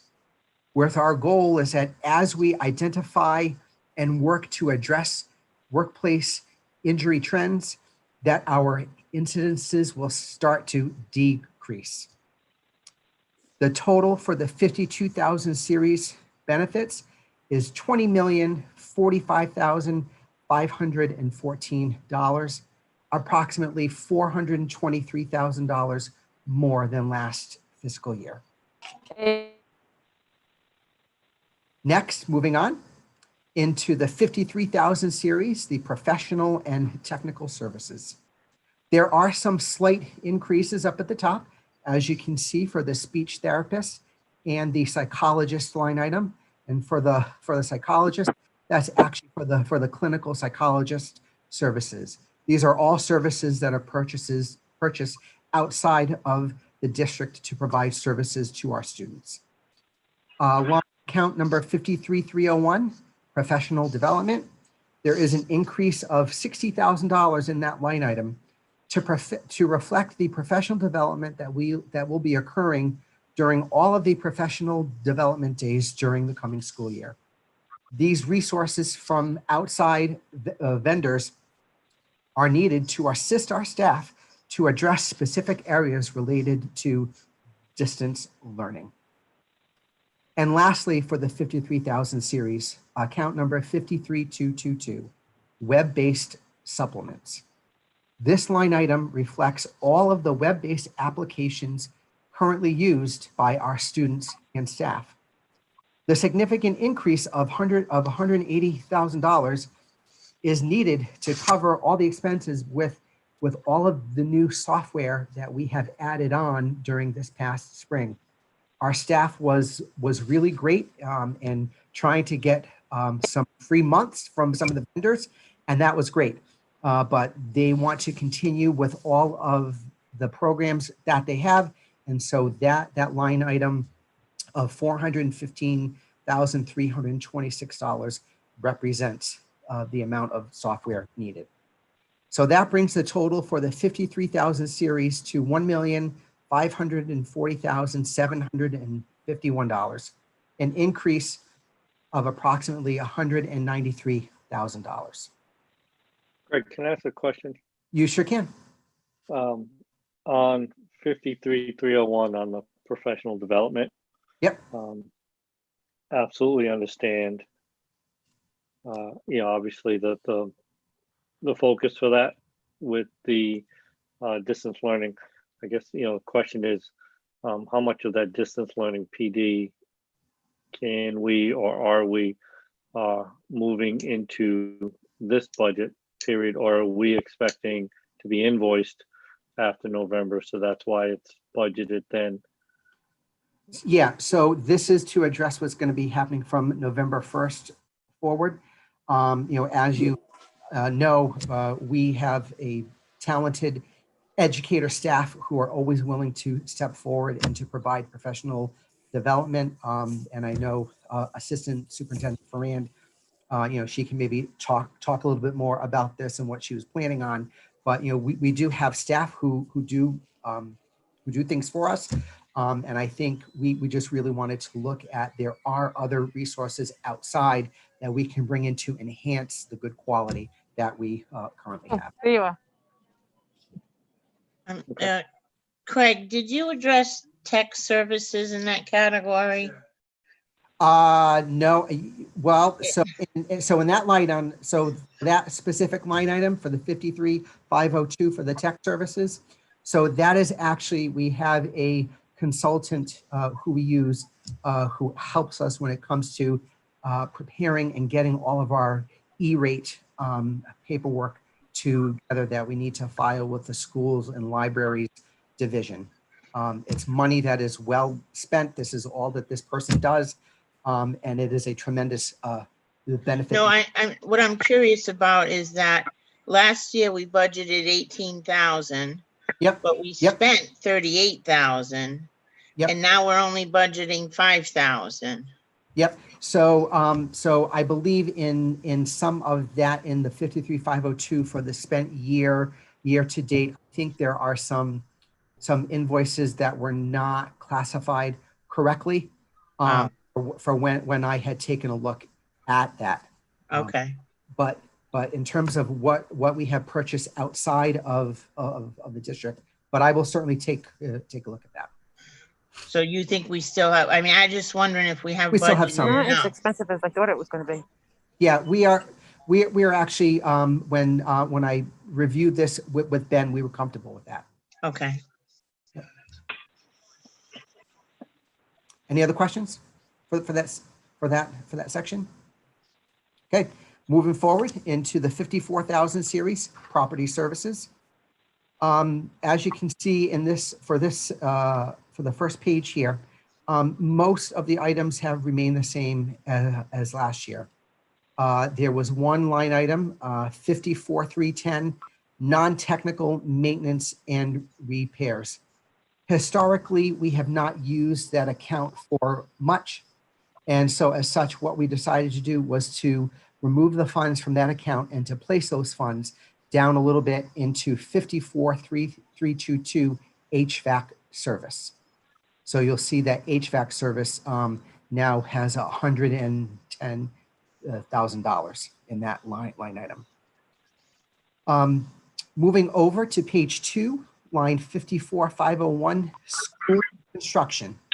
We budgeted $400,000 in that line item. As part of our facilities strategic plan, we are planning to do secure projects at Silver Spring and Hennessy Elementary Schools for next year. So that brings the total for the 54,000 series property services to $1,074,000, an increase of approximately $310,000 over last year. I'm sorry, Craig, what schools did you say for the construction? It's going to be these secure entrances for Silver Spring and Hennessy. Thank you. You're welcome. Craig, that includes the superintendent's plan for additional maintenance folks. So in terms of the custodial staff, we're going to be hiring them as substitutes for right now. So that would fall up above in the substitute line. Right. Yep. And we looked at a position last month, I think, about at the high school, a new position. Is this here? No, that's in the 51,000 series because 51,000 series. Yep, yep, because that's a salary. So we're covering maintenance also at the new high school. The plans for that here. Yes. Yep. Thank you. You're welcome. Okay. Okay. Oh, I'm sorry. We'll move on to the 55,000 series, other services. First line, as you can see, transportation. As you remember from earlier this summer, we have a 16.5% increase in our transportation rates. The $5,688,690 includes our regular transportation within the district, statewide special education transportation, and as well as any athletic transportation that we do throughout the course of the year. In speaking with the athletic director, we are certainly going to Monster habit. look closely at ways that we can use other modes of transportation for the athletic teams. And then, yep, I'm sorry. And then finally, also included in this section, thank you, Leslie. Also included in this section is all of the out-of-district special education placements, which total $7,026,800. We kept the budgeted amounts the same as last year. The special education department has been working hard this past spring and summer to move some students to return them from out-of-district placements back to school programs within the city of East Providence. As you know, that these line items can be volatile and can change at any time. But as of right now, we feel pretty confident with the numbers that we have here. And so finally, so the total for the 55,000 series is $14,195,990, which is an increase of $1,329,945 over last year. Any questions? Right. And I, on the transportation thing, obviously that's like, that hurts to see that. And then when I just want to keep in mind to the general public, because of the way we were bullied into this contract. I don't mind saying that by these bus companies. They did it to every district. Even if we never put a child on a school bus for the entire school year. Now, granted, there's some overlap between this budget cycle, right, November to October, but the least amount that we will pay the bus company is $5,119,821 for doing absolutely nothing because we are obligated to pay them 90% of the contract. So, when I just want to put that out there, because when we go to distance learning and, and members of the public, rightfully so, are going to be saying, okay, where are we saving? Transportation is not going to be a significant area of savings for us to move some stuff around, unfortunately. Okay. All right. But we'd be able to use those buses to deliver food, correct? At no cost? We could use them, absolutely. And it wouldn't cost, yeah, okay. Yep, correct. All right, moving on to the 56,000 series, supplies. We budgeted a slight increase in the general supply line item for all the schools this year of about $20,000. You can see that there is a slight increase in the uniforms for the athletic department. The athletic director would like to start to replace some of the football uniforms. And so we're actually going to split that across 2 years, and we're going to start that for next year. We do have the uniform stipends that we also have to provide to the maintenance and custodial staff. That's done every year as of November 1. So that's why there's a slight increase in that line item. Most of the other line items remain the same. We increased the maintenance, the miscellaneous maintenance supplies. We increased that line item by $10,000. And then finally, you're going to notice in line 56401 for textbooks, we need to purchase a new math curriculum next year for grades K through 8. So we anticipate spending $450,000 on that. We also increased the next line down, library books, $23,400. We always encourage the librarians to refresh the stock of books that they have in their schools. So we increased it a little bit more so that they can do that. So the total for the supply line item is $2,653,520, an increase of $436,420. Next, moving on to the property section, the 57,000 series, line 57202, building improvements. Continuing on with our facility strategic plan, we have some masonry work that needs to be done at Silver Spring and Hennessy Elementary Schools. In addition, we would like to start to continue with the exterior asphalt work that we did at Martin. There's an increase of $20,000 in the vehicle line item.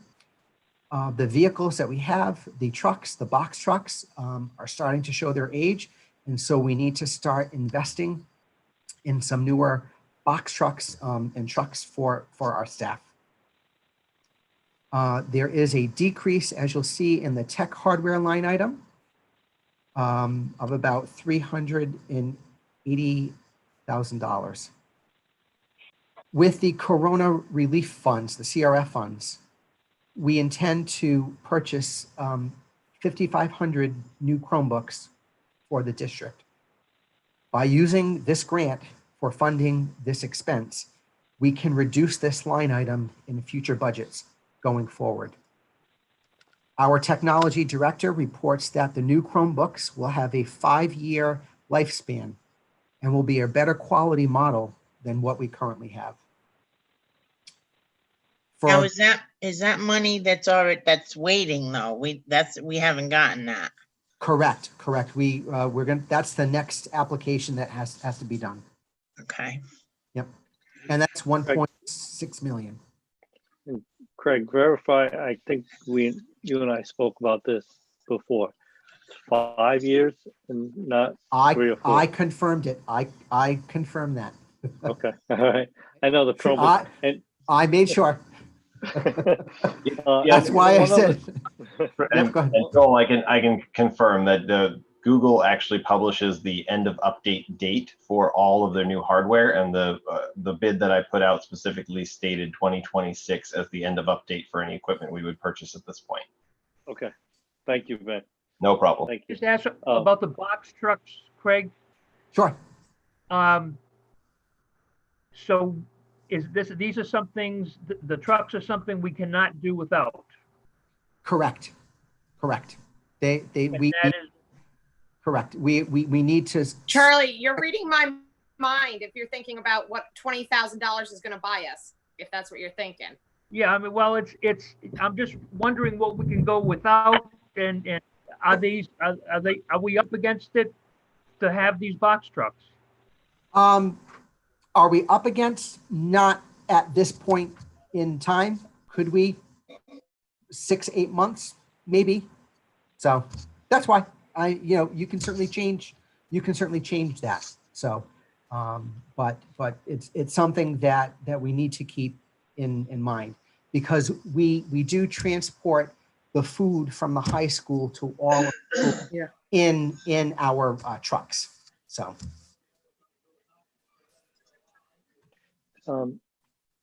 Craig, I don't want to interrupt Charlie if you had a follow-up on that. No, but go ahead, Joe. Okay.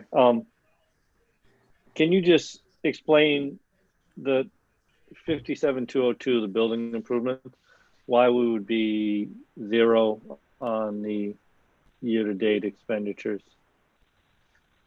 Sure, because everything else that we've done in terms of the intercom system and the entrance projects that we have going on at White Neck and at Riverside, that is up above in the school construction line item. Okay. Thank you. You're welcome. Okay, and then finally, just to wrap up the 57,000 series tech software, that is, just to remind you, so that is all of the software that we use to run the district. Skyward, all of the financial software, the 2 financial software systems that we use, ASOP and SchoolSpring. So the total for the 57,000 series is $990,653. Which is a reduction of $377,858 over last year. And so finally, Craig, excuse me, Craig, is Tony still on here with us?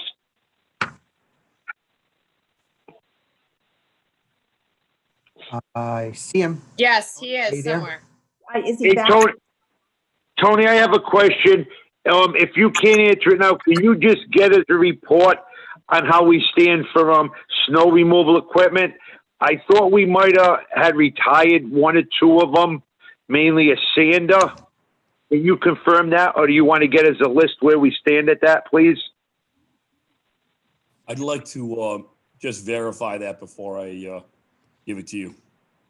Absolutely, Tony. Yeah, if you can just see if we're in the same shape as the last 3 or 4 years, which we've been excellent. If we're missing anything, if you could just send it out to us, maybe the next school committee meeting if you get a chance. If not, Tony, the one after that would be fine.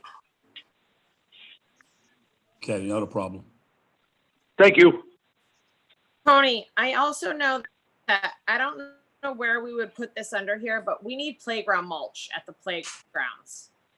I know that may sound like a redundancy at this point, but we definitely need it. I don't know who's coming around checking the playgrounds, but I mean, we're going to need it, especially, yes, we're going to need it. I don't know if the district's going to be paying for it or if the PTAs are going to be paying for it, but we need to, it's going to become a safety concern. So if we need to put it in this budget, we need to put it in this budget.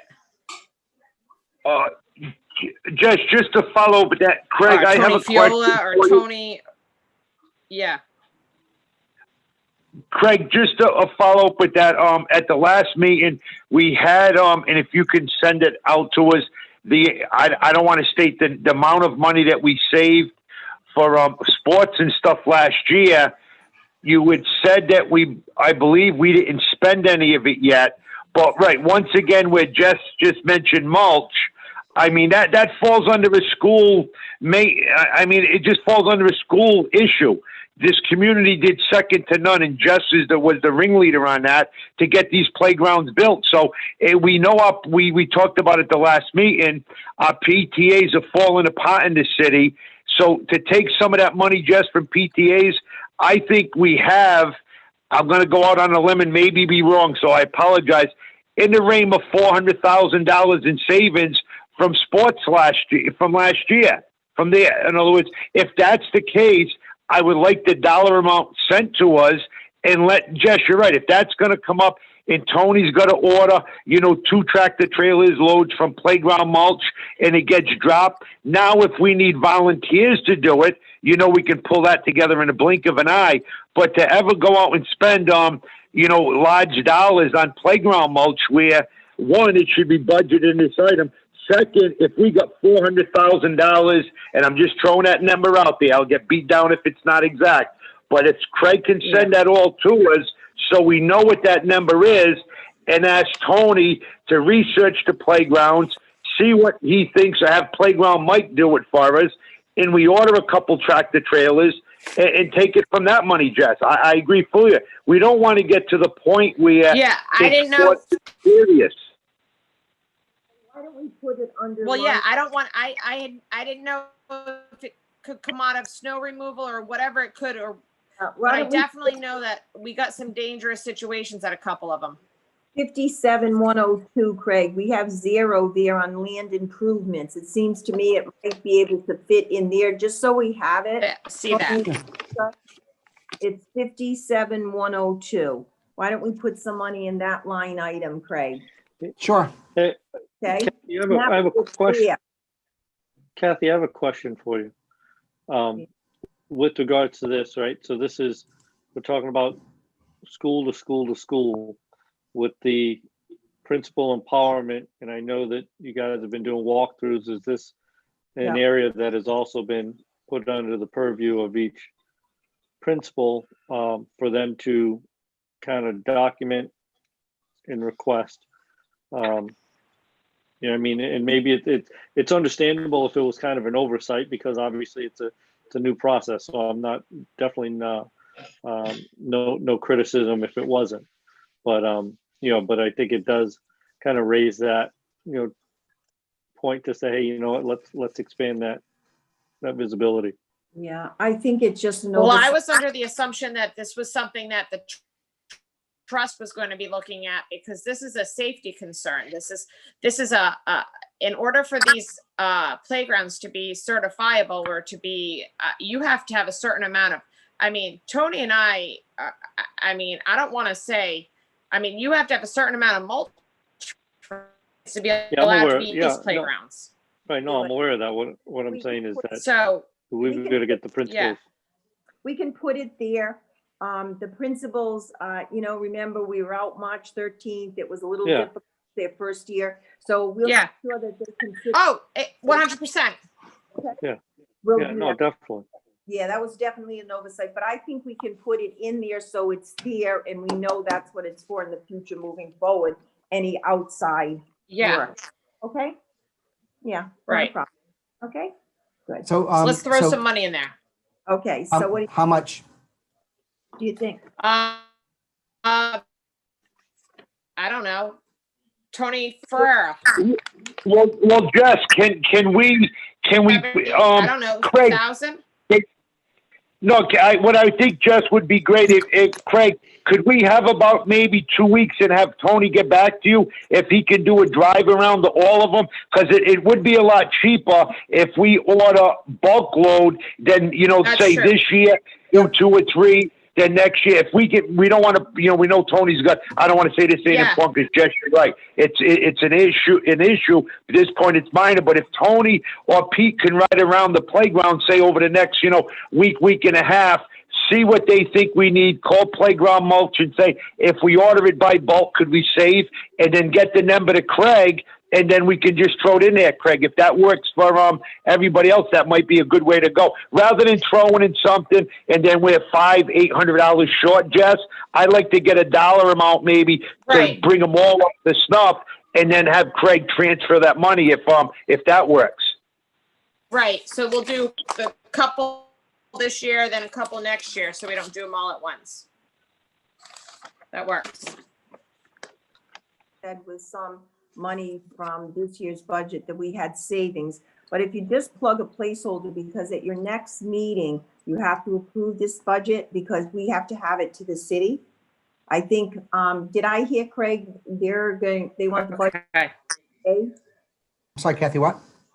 when the city wants our budget? Yeah, they want it by the beginning of September. Mhm. So, Okay, Craig, just give well, me until tomorrow. I'll just give you a quote number of like 3 playgrounds, okay, just to give you a number to go with. okay. That's fine. That's fine. And then I'll add that in and then I'll send it around. Can I ask Okay. about a peeve of mine, a pet peeve, the air conditioning? I thought we might do a 10-year plan and do a couple of schools a year with the portable air conditioning and the rewiring. Is that feasible, Mr. Faiola? Not with this budget, actually. We're, there's a lot going on with some of Right. these events. Yeah, and we have problems with the electricity in those buildings, so. I know. The side was. Could it be a plan starting for next year? Could we have it in a long-term goal? We can put in it's not in our strategic plan, our facility strategic plan, so we can add it. Oh, thank you. That would make me happy. Yeah. Add it in the district strategic plan. How's that, Karen? That would make me happy that the elementary schools, Okay. Yep. not all at once, but however would be manageable All right. to get portable air conditioners in. Okay. Thank Karen, you. can I just jump on that, Karen, with a comment? Yes. What I think, Karen, would be if we could research going with the electric, because there are a lot of people that already reached out for upcoming, but where we have the electrical issue, I think, Karen, believe it or not, say right now, if we had a school, any elementary school that could handle the portable air conditioners, I think with this community, we can generate, 50, 60 portable air conditioners in probably the matter of a couple of months. I think the bigger issue we have, Karen, is not having the electric. So I would like to see is an analysis done at each school. And then if we put it upon the school, we could always fundraise, Karen. We did it for our playgrounds to raise, 60, 70, 80,000 for playgrounds. If we ever put the need out there to say, okay, we have 2 schools that can now handle the air conditioners, we can do a pasta dinner on a weekend and generate enough money to buy 15, 20 air conditioners, Karen.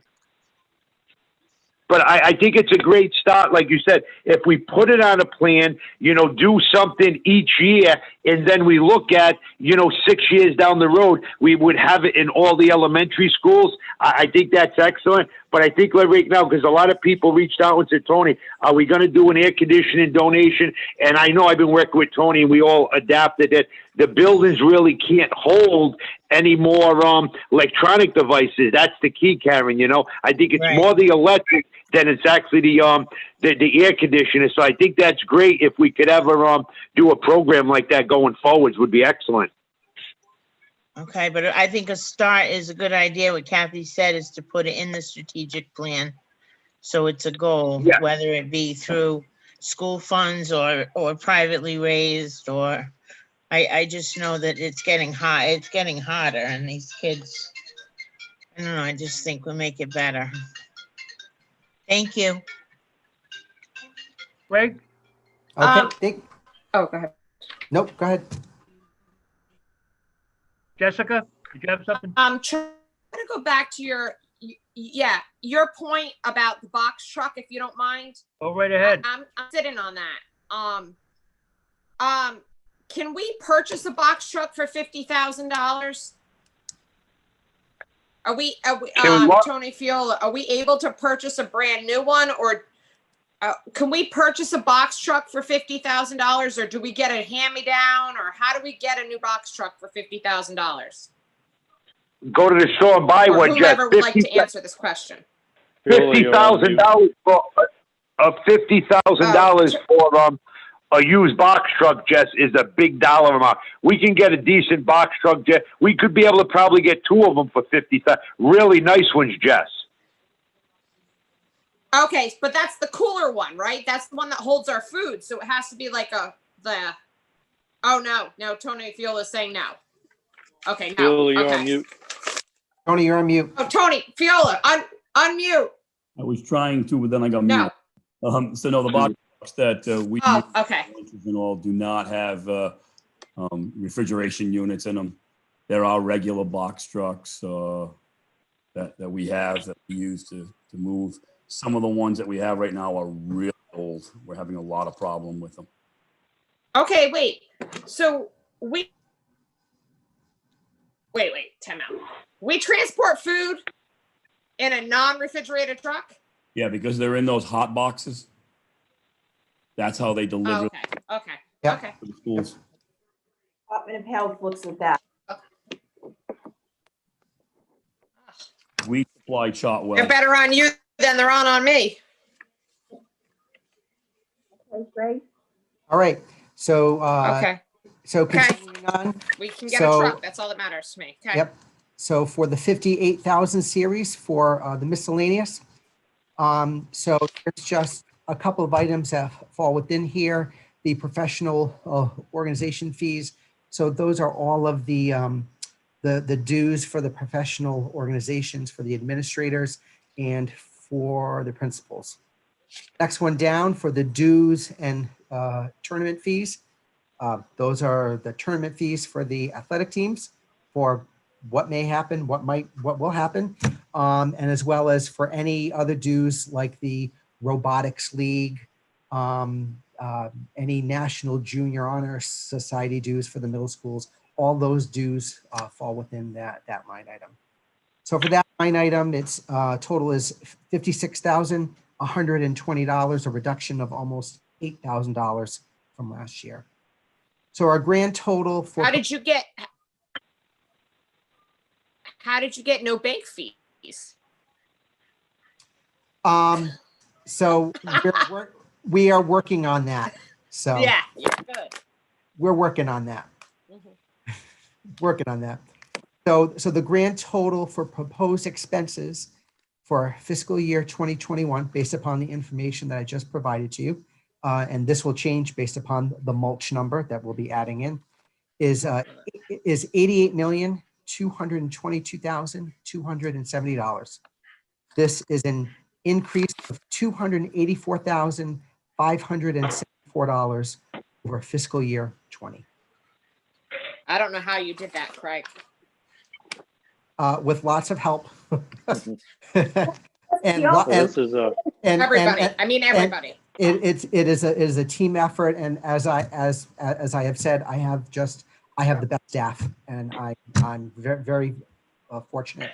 And the staff I have here, the administrative team has been great. And even when the superintendent and I, when we met last week, we would go back and forth. She would say yes, I would say no, and then I'd say no again, and then I would give in. But so it was just a back and forth. It was good. So just want to move on to the revenues for the. can I ask one question? I'm sorry. Sure.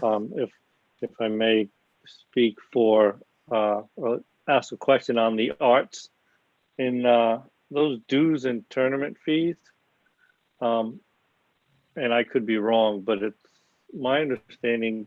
Do we pay anything towards the rights, like for our theater programs have to pay royalties to put on shows?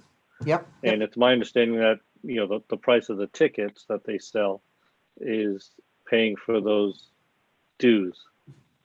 So I guess I'm asking, if we're paying dues and tournament fees for athletics, why aren't we doing the same for the arts? Well, so I can tell you in at least my time here. So while you know, for the shows, I know that we have paid for the license fees to use the musicals. But We have. Yep, we have. Okay.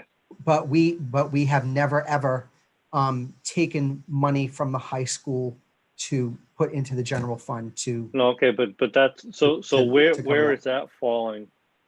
That would fall What? into there. Yep. Okay. So yep. All So right. that would fall into the other dues. That would be miscellaneous because it only that's just a once a year thing. Yep. Okay. Thank you. You're welcome. Okay, so moving on to the revenue. There were some changes that were made to the revenue section. First, for the tuition the districts. We increased the revenue for the tuition for other districts up to $210,000. We do have students who are coming from other districts to attend the CTC. And based upon the increase we had for this year, and even though we may have a couple that drop out, I feel very, very comfortable with increasing that revenue amount up to $210,000. And then next, with the current circumstances, as we talked about with COVID-19, we are restricting the usage of the buildings. So we decided to make the rental income for next year 0. We don't know. Maybe things will change and we can get rental income coming in the spring. But at least to start the year off, we felt that it was prudent to put 0. We don't know when and if we will be able to let our buildings be used. Refunds from prior years, that always happens. So that $25,000 is pretty consistent. And the Medicaid revenue that we receive of the $1,250,000, we also decided to keep that the same. With the decrease in staff that we have had, I decided to make a slight reduction in the TIAA reimbursement to $100,000. So in all, so last year, the city gave us $50,124,777. We are going to be requesting an increase from the city of $284,574. My apologies, because I believe that the document that I sent to all of you was for the revenue section, I was off by $10,000. But I want to assure you that the amount that we will be asking the city is for the additional money will be $284,574, which would mean the total that we would be asking the city for is $50,420,351.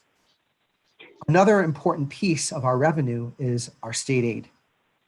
At this time, the fiscal year 21 aid is unknown.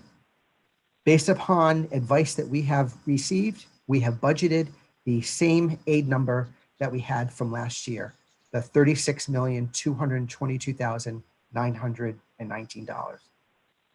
If the state comes back and there is a reduction to this number, then we will need to bring this back to you, and we will need to go back into the proposed expenses and make some reductions to the line items. Yes, let me just say that this is dependent upon that stimulus package that not out of the Congress yet. And it's been slow moving because that is going to impact the ability of Rhode Island to plug the hole in its budget.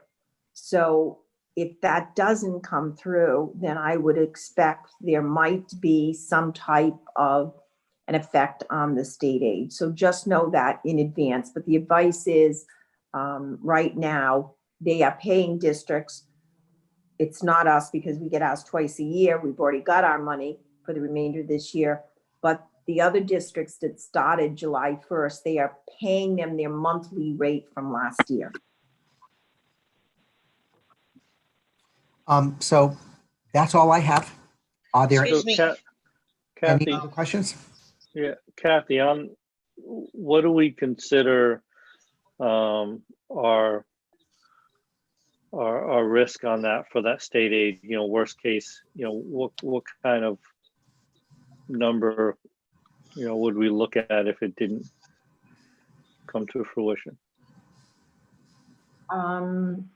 Well, you know, we did make significant cuts in our personnel so that we could produce this budget. So we could look at anywhere from, you know, I would say, you know, 2%, 1 to 2% decrease in state aid. Again, it's hard to really predict, so because everything's such in the air, even with the, you know, federal government. But so potentially up to 2% less than what is listed here. Yeah. Okay. And on the other hand, could we also, if they get the stimulus money and she can plug her hold, could we get an increase in state aid? I don't think East Providence would. We're actually, this year, if we were to go with our number, I think it decreased by about 76,000. Oh, okay. So actually we're going back to last year's, which even, so we may get a decrease of about 76,000 if it goes back to what was predicted by, you know, the governor's office. Okay. Craig, I've had been asked this question before. A very generous man, Alan Sean Feinstein, he gives to each school, every school in the district, or is it only certain schools? I believe it's the elementary and the middle schools. I'm not sure about the high school, but I know it's been, I think, most of the elementary schools and the middle schools. So does that money go directly into their budgets? Does it come through us, or how does? That, nope. So those funds go directly into their own bank account. So we don't, that's not covered within the budget here. So Don't they have a commitment, Craig, as far as when they receive those funds, they have to go towards an approved type of program, correct. use that the foundation approves of? Correct. So it's kind of, correct. it's earmarked by them when it's given to the school. There's an expectation. They make a commitment to use it in a certain way above Correct. and beyond what the school department is providing. Correct. And there are incentive activities or projects that he puts forward that you can earn more money. Jessica probably knows more, but if you keep a scrapbook, if you keep if you do a parent involvement, Sydney, where's your yearbook? You get more money. So it would be the motivation of the people at the school to go after as much money as was available. Some do more than others. Correct. And you do need, like, you need somebody in charge of it. You have to have somebody who's willing to do the work for it. And Right. usually it's somebody at your school that runs it. And so here Sydney got this yesterday, and you know, he's on the front of the yearbook. So And they must have got money for that. He actually writes, if you include his picture right. in communication with parents, you'll get another 500 or whatever it is. I mean, the yearbooks were, you know, unfortunately very, very far behind, but we did finally get them yesterday for the 5th graders. So Oh, we good. did write Do we about it. have any idea what the total amount is? Any idea what the total amount district-wide? $1,000 a school at one Can range. here. Some schools are getting as much as $2,000. yeah, that was okay. years ago. Years Yeah. ago, they used But to get now like they're about $5,000 average, and not all of them no. really do that. And he does, and that's the other thing. He used to come to the schools. That's what he was known for. He was known for coming to the schools. You actually got more money if you invited him.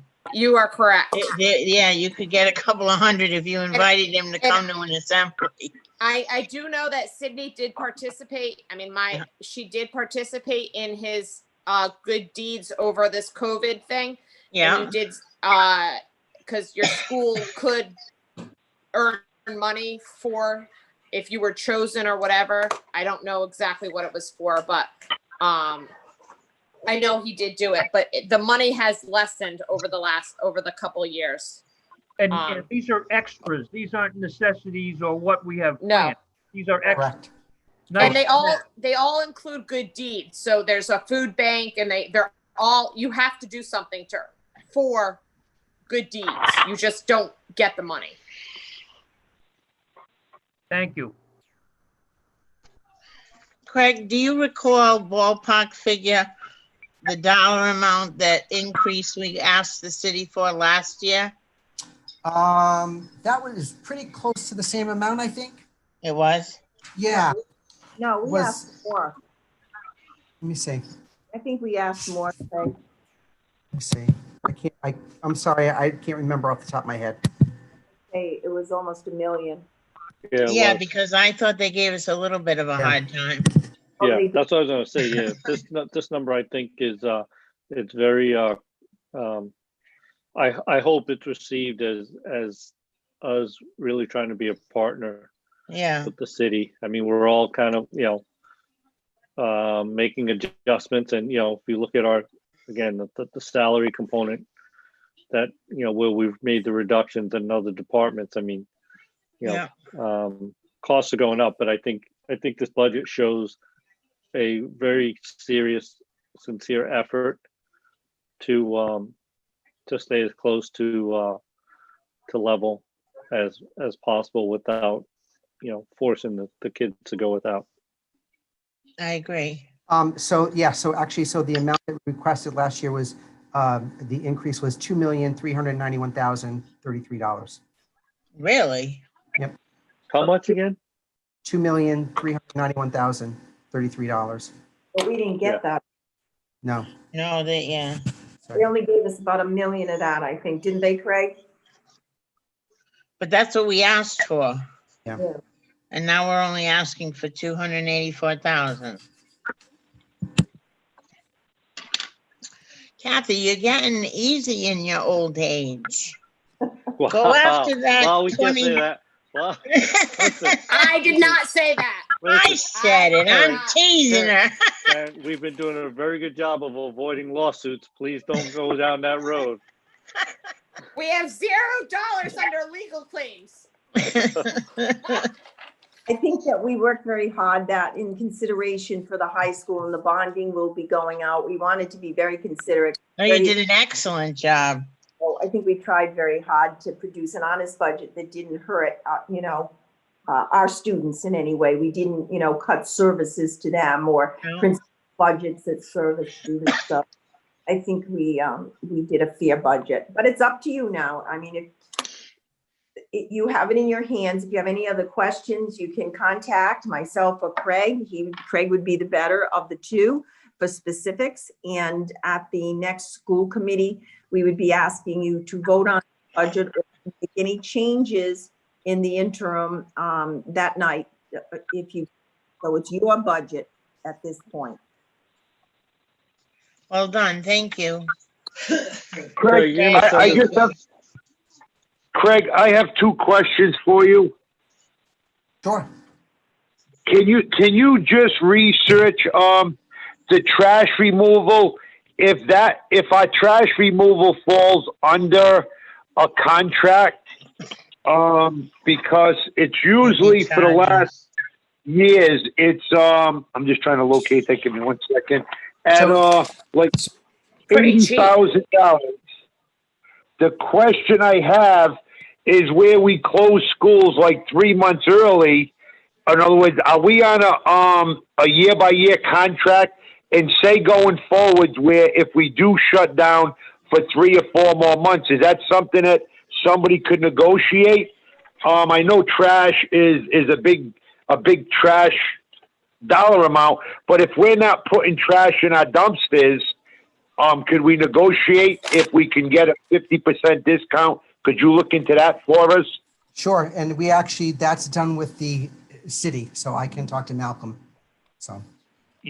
All right. Yeah. If you want to check with that. And then the next one, Craig, I don't think I see it here, but we have our electric, we have electric and gas. We do pay a water and sewer bill to the city, correct?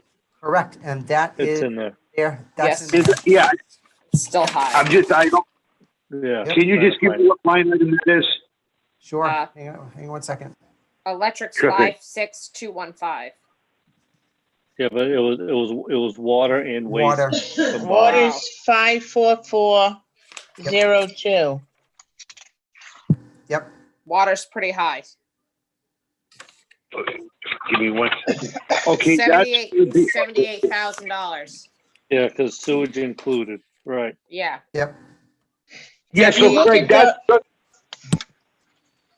that's the next thing, Craig, because I'm very comfortable with the 284.57, as an increase, but I just want to see if we can look at the savings that we're getting, like if there's any savings in the trash. In other words, I don't want the city, well, that would be a wash if the city saved it on the trash. But I mean, if we're looking at the water and sewer, just to check to make sure that we're saving it if we're closing, and we're closing again, not using it.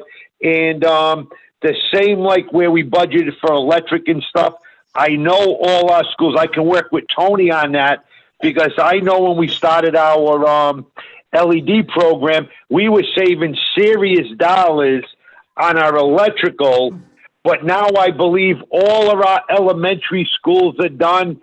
I want to say except Hennessy. Hennessy won't be that much of a savings due to the lights that we had to put. But I mean, I don't see a big savings in our energy savings where we were all praising what a great job we were doing when we did, a half a building. Now we got all our elementary schools are done, and there's very little savings on that. So I'd like to research that number, because at the end of the day, I want to speak and say that the number is everybody that worked on it. Craig knows that, and his staff and everybody. It's a really, really nice budget, but it's only a nice budget. I say for myself, I haven't missed a beat in the last 5 months. Matter of fact, whole markets are still rising and stuff. And I want to speak for everybody that's on this line now. We're not facing the situation where we don't have a job, unemployment run out. We didn't get our $600.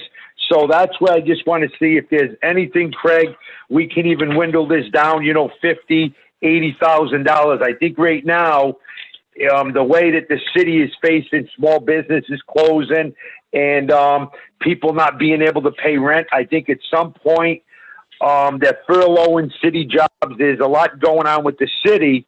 But if we can just look at this number, and matter of fact, all of us look at it and really look at any number that any savings right now, I think would be greatly appreciated with the taxpayers, even though they should be greatly appreciated. The numbers we're going to hand them, but I think we have to just try to go item by item, guys. We all got different specialties.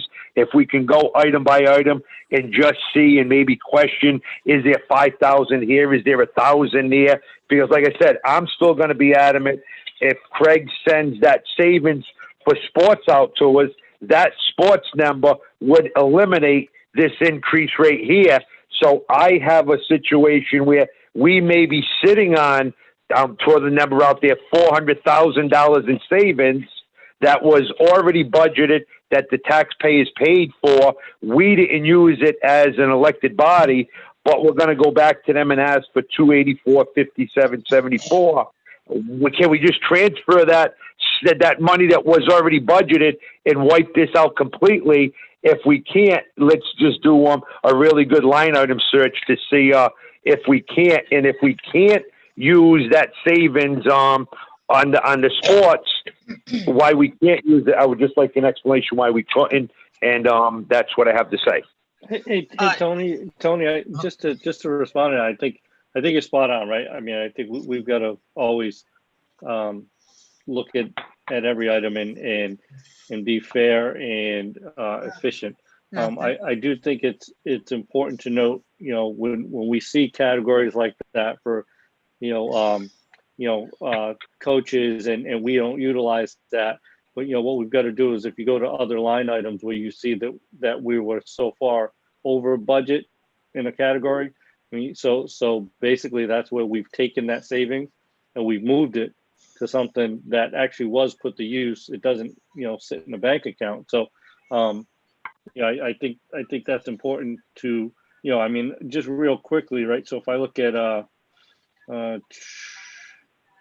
We can look at the textbooks, right? So for this year, we did, because the superintendent was out when we were doing all this, we didn't know that in her brain was sitting that she wanted to purchase an ELA curriculum. So we made that happen, but we were fortunate in that with all of the savings that we've had between the substitute line item and transportation, that we were able to use over the $400,000 to cover. Right, so where we approved a budget of $50,000 for textbooks, we actually spent $527,000 in textbooks. So that's a good use, and that's where some of that. And Tony, I still agree with you, right? We've got to look at everything on there. I do have a question, and it always pops up. It's kind of that, the elephant in the room, right? With special education. Kathy or Sandy or Dr. Bowler, should we anticipate, I'm sorry, Leslie's here too. I'm sorry. I apologize, Leslie. So with the school situation, right? If we're distance learning and we're limited, should we also anticipate, let's say we were to get back to some sense of normalcy in January, will there be a need for recuperative services for some of our students above and beyond what they normally would have received, which would maybe require additional funding? Leslie? Leslie had some I don't think technical she's here. issues. Got disconnected. It could possibly be, Joel. It could possibly happen. In Warwick, although they voted to go total distance learning, they voted to have those students to come to school along with the MLL students, multilingual learners, to also come into school. They would be the only ones there so that they could service those students. Well, right, but what I'm saying is otherwise, right? So, we talk Right, about, and just like and Joe, what I'm saying is I respect what you just said, but in other words, that's why at the last meeting when I had questions, because like I said, I focus on certain items, and if I know I'm correct, that money was in a budgeted item that we approved the budget last year for sports being X amount of dollars.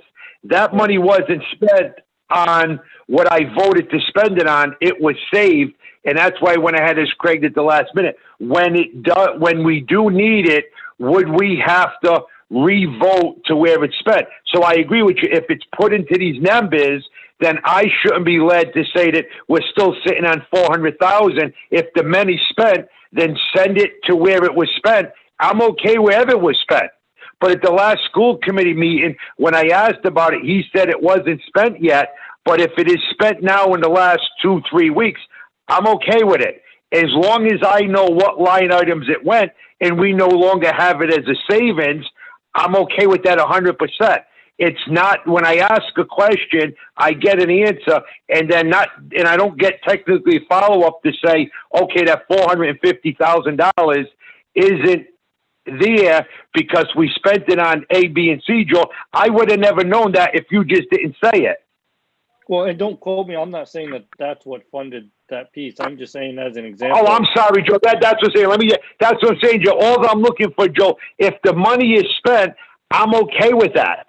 Just let us all know that the money is no longer here. We spent it on A, B, C, or line item A, B, C, D, and E. I'm perfectly fine with that. Kathy, but you're not muted, but we can't hear you. Kathy's trying to talk to you, Tony. Tony, no, we didn't spend money.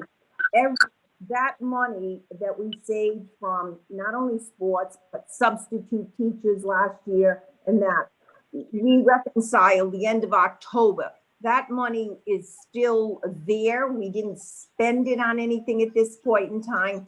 That would go to any carryover or what we call a financial surplus at the end of the year. And then you could take that money and then you could spend it on these items that perhaps we need money in. So we haven't spent that excess money. We haven't been in school to spend any of that, really. We were okay, no, Kathy, right? That's what I'm saying.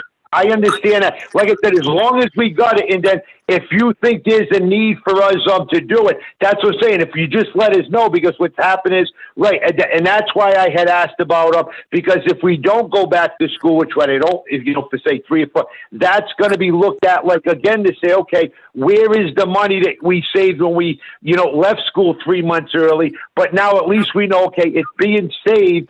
I would put out there as an emergency education fund. Like, though, if you come to us and say we need to do A, B, C, it's great to say that we still have it. I'm okay with that, Kathy, as long as that's a lot of the questions that I'm getting as I'm still walking. Like, Mr. Fred, your opinion is you won't open, but they're just wondering, is there any type of savings on that and where that money go? Is there, priorities that I said I would believe we would know as a school body where that savings is being spent. That's all. If we didn't spend any of it, if we spent some, I'm all okay with that. It just, as long as we can track it, so you could say, okay, we like to spend X amount of dollars, because I love what some other communities are doing, bringing in, some of the special needs, like turning 1 or 2 elementary schools in. If she does decide to close, turn 1 or 2 elementary schools in to learn and make them 95% safe. Because like we all know, the buses are already accounted for.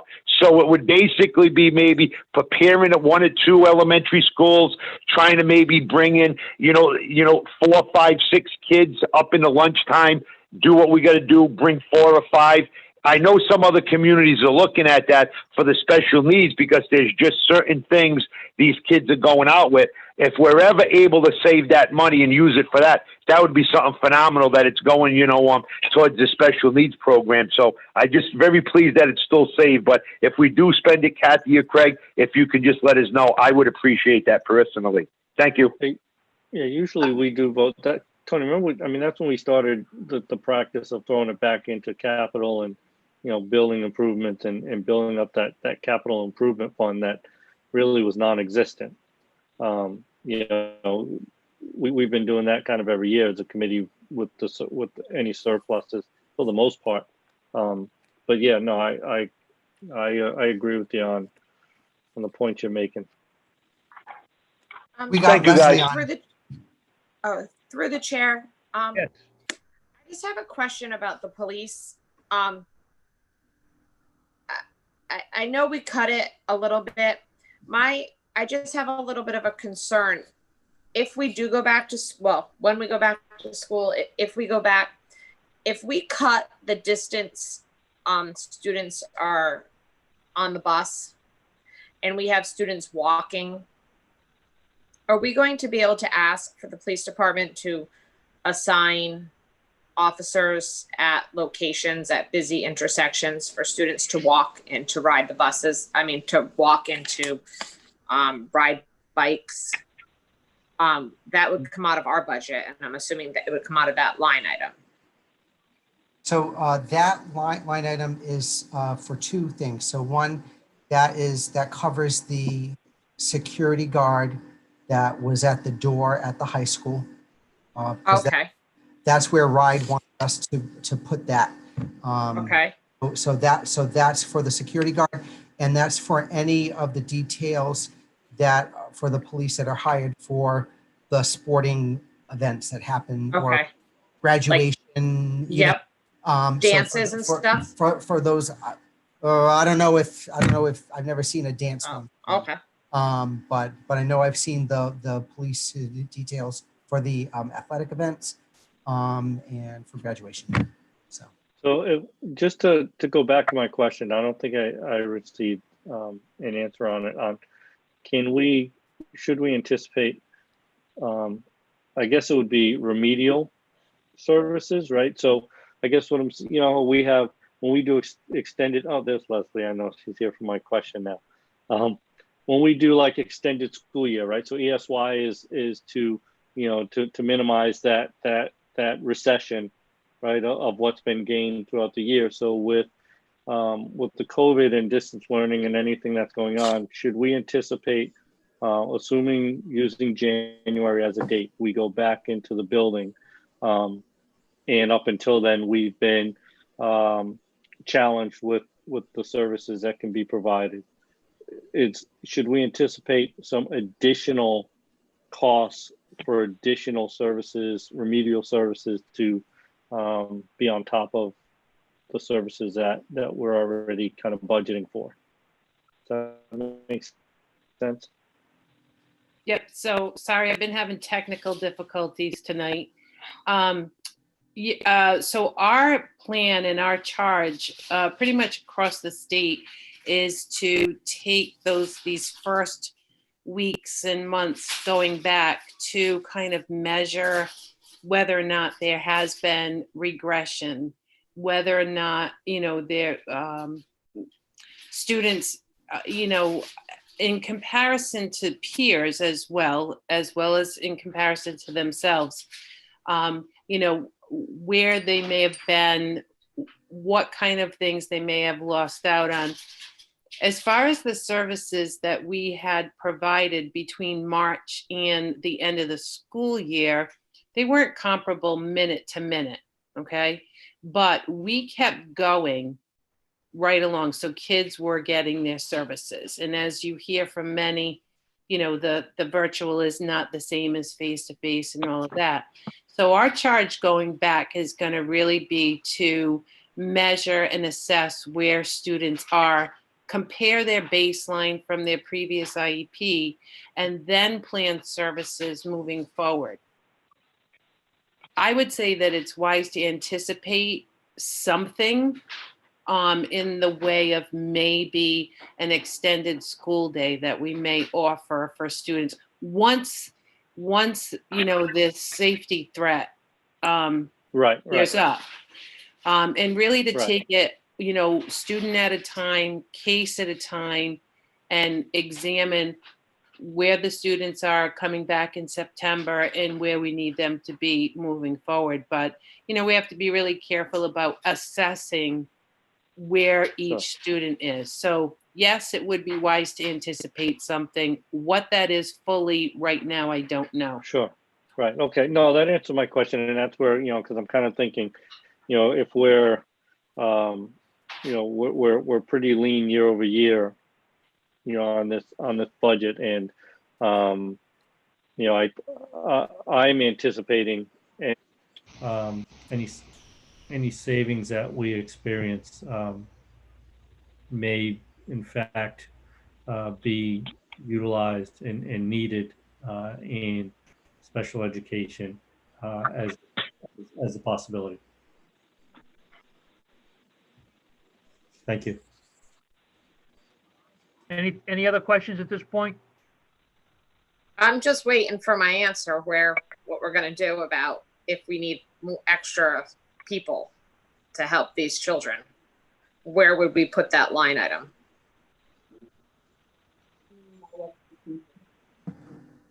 Kathy, can you come forward?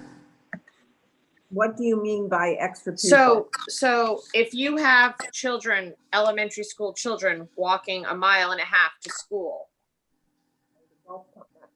Yeah. what safety or 2 6th graders walking 2 miles? Do we have a line item where we could? No, we don't. We don't have anybody out there to do that.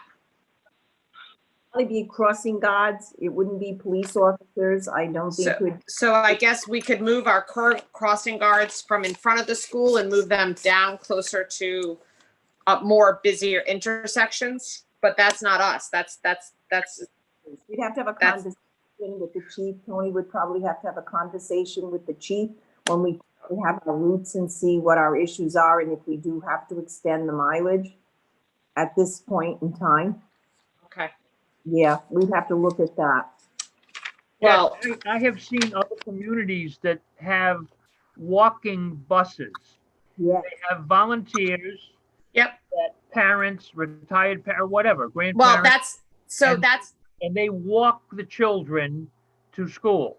So under normal circumstances, we do, but because of COVID, we can't even have safety patrol officers. So normally we would have kids out there helping kids. And that's kind of what I was trying to get at is, that's why I was asking, like, I kind of wanted, before I approve a budget, I kind of wanted to know, is there a way, or was there a line item? I didn't know the police, that's what that police line item was for. I thought that it was kind of more of the police, that number was for extra, like we had them go to the schools, or if it was because we had to hire them for something. I didn't know it was for the police officer at the high school. But Jessica, do we now provide traffic control or traffic support for 1 mile rather than 1.5 miles? Nope, that's why I was asking. I had no idea what the police officer line item was. No, I mean like the elementary kids. If we extend it to 1.5 miles, it's still dangerous going 1 mile. Of course it is. So yeah, I think a lot of people are transporting the kids, or like Charlie said, walking them to school. They could figure something out. Yep. Yeah, I don't think there's kids walking even 1/2 mile alone. Without an adult or an older sibling or. Right. I hope. Do we pay for the crossing guards? I've never seen that. No. Right. No. So the Police department does. Okay. Yes. Police department does. Yeah. And those are always in front of the school? No, No. Okay. they're different places. Roads, yeah. But that just clarifies what that line item is for me. Yep, no problem. Please. At this point, I know we have some public comments. I don't know if Ben's still here or Sharon. Oh, I'm here. Well, let me put those up if you're ready to read those, Sharon. Yes, thank you, Ben. No problem. I have to go to the bathroom. Okay.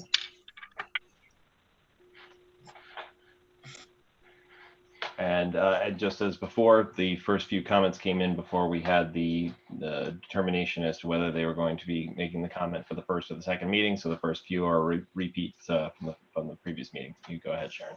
Okay, thank you. This one's from Tori Jessup Crowley, parent, grandparent of a student.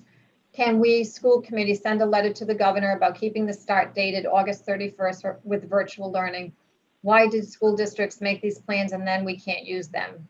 We're ready to distance learn. Let us open.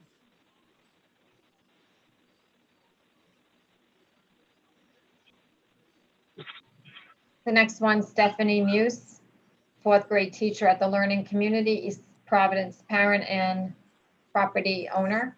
I would like to urge the East Providence School Committee to join Warwick Schools in keeping our students, school staff, and community safe by moving to return to 100% remote learning in the fall. You have put in so much work, and I respect that East Providence has a better plan than most Rhode Island districts. But you have been asked to do an impossible task financially and logistically, and are not prepared to safely reopen schools for an in-person learning. East Providence is currently identified by the Harvard Global Health Institute as not being ready to return to in-person learning, and as of this week, has a 10% test positivity rate according to Rhode Island Department of Health. At this juncture, remote learning is the only safe choice for East Providence, and I urge you to use your elected positions and platforms to make a statement on behalf of East Providence school staff, students, and community members. Thank you. The next one is Rochelle Medeiros, parent, grandparent of a student. I admire the work that has gone into getting plans and schools ready for a return. However, our classrooms and buildings are not equipped to handle a full return. I would like to see full distance learning for every student until we are 100% prepared to be in person.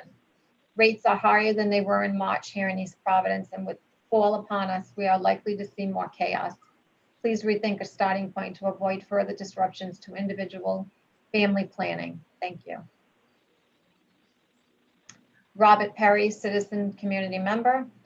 As an immunosuppressed citizen in the city, how am I supposed to feel safe with my siblings returning to school if one of them contracts the virus and brings it home to me?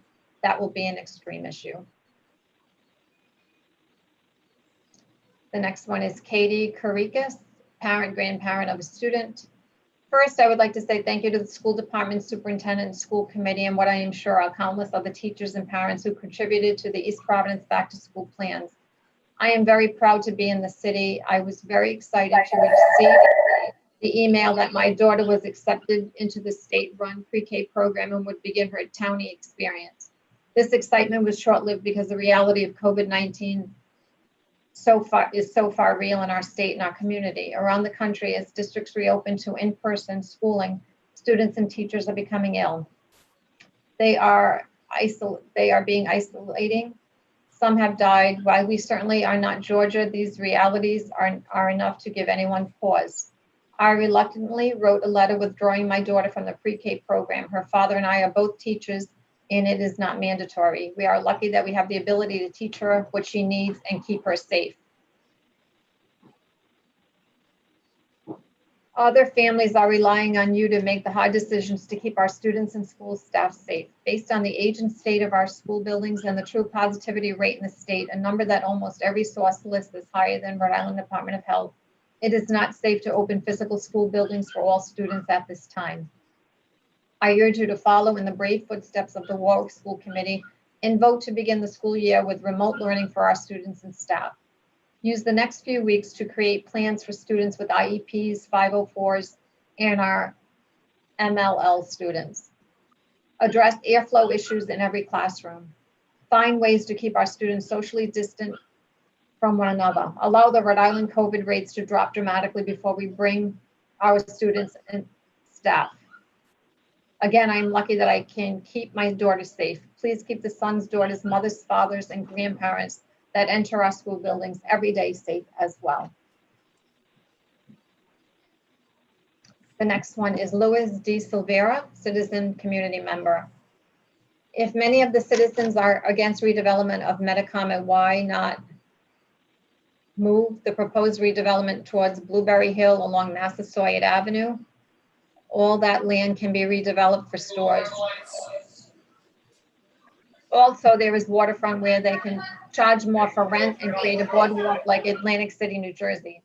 But in order for businesses to stay in business, we need to have lower tax, rent, and insurance. Otherwise, those businesses will go where it is cheaper in Massachusetts. The city has been talking about redevelopment of that area for several years, and they built a road called Waterfront Drive. Why waste money, then pave that road when you're not going to utilize the land? Redevelop the land from the beginning of Massasoit Avenue all the way down to Coastline. It is a win-win situation. You still get the redevelopment and citizens are happy because you're not redeveloping Metacomet. Thank you for your consideration in this matter. That is all we have. Thank you, Ben. Administratively, are we all in agreement with a meeting a week from today, the 25th of August? And we can, if that gives everyone enough time to approve the budget and then address reopening of schools. Is everyone okay with meeting next Tuesday? I am. Charlie, I may be only to be able to call in. I probably will not be able to video in, but I will do my best. I will not be available, but I will do my best to call in. Okay, Joel and Tony? I'm good with that, Charlie. I'm available, Charlie. Great, thank you. And so Sharon, would you post that meeting with at least those two agenda items? What were the two items? I'm sorry. A re-entry of school and approval of the budget. Perfect. Charlie, what time? Charlie, what time? Well, I thought we would stay with 6, if 6:30 makes it easier, or Either's fine with me. Jessica, probably would be up to you. I'm going to be out of town, so whatever you guys do, I'll just call in. Oh, okay. So let's go for 6 then, if that works. Okay. Yeah. And then, how does everyone feel about Thursday, September 10th, to change our meeting date in September? Is that acceptable? Jessica cannot meet on Wednesday, so she can meet on Thursday. Yeah, that's fine. That's fine. Okay. That's fine, Charlie. All right. So, and I have one last thing for Craig, okay? Because every once in a while this gets addressed, whether it's the 1.6 million or the 950,000 that the city has transferred to us. Does that show up on the budget? And if so, what line item does that show up in?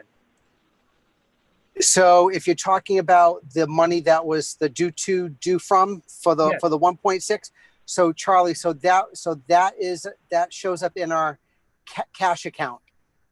So it doesn't show up within the budget. It's already identified in the different line items as part of the total budget that was divided up into each line item category. So it's spread in there when we approved it. So I shouldn't look for it on this document then, Craig, right? No, right.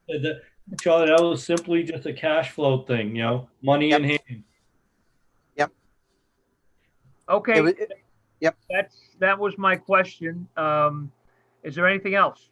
Charlie, what about the week of August 31st? Did you want a meeting that week too? You had mentioned every week. Did you want a meeting? Well, if we meet the 28th. Yep. You're talking about the next week, Jessica, right? Yeah, if we meet the 25th, did you want to meet the 1st? 25th, right, yeah. Did you want to meet the 1st, September 1st? I don't have a problem meeting September 1st, no.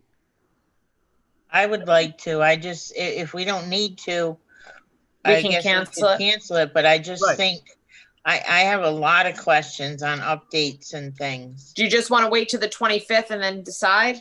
We can schedule one, and it doesn't sound like anybody's got a conflict for September 1st, but it's on an as needed basis. If we don't need it, we'll cancel it. Okay, that sounds good. Charlie, the question I have, I just followed the 2 meetings that we're going to be doing, but when Jess just mentioned, what are these meetings for? Are they going to be regular school meetings, or do they have to do with the reopening of schools? Reopening of schools, Tony.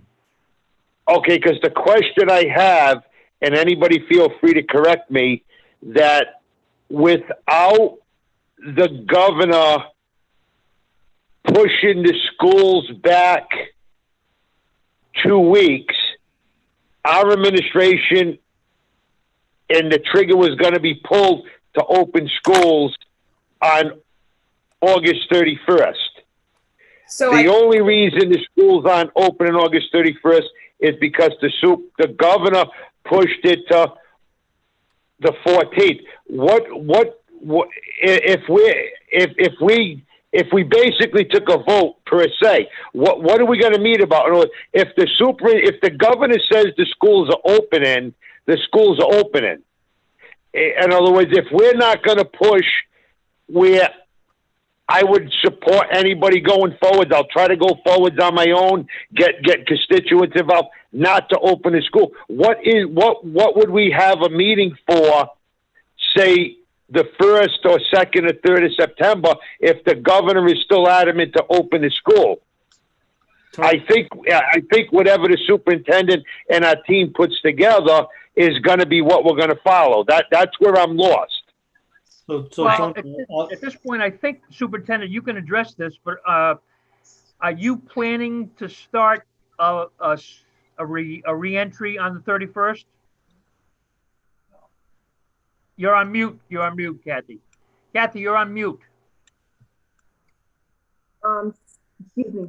The governor said September 14th. That's when we're going to reopen. She is going to announce on the 31st whether we're going to open in full, whether we're going to open hybrid, or whether we're going to open distance learning. It's supposed to be So I think it's important that we meet the 1st of September. So I agree. I agree. Right.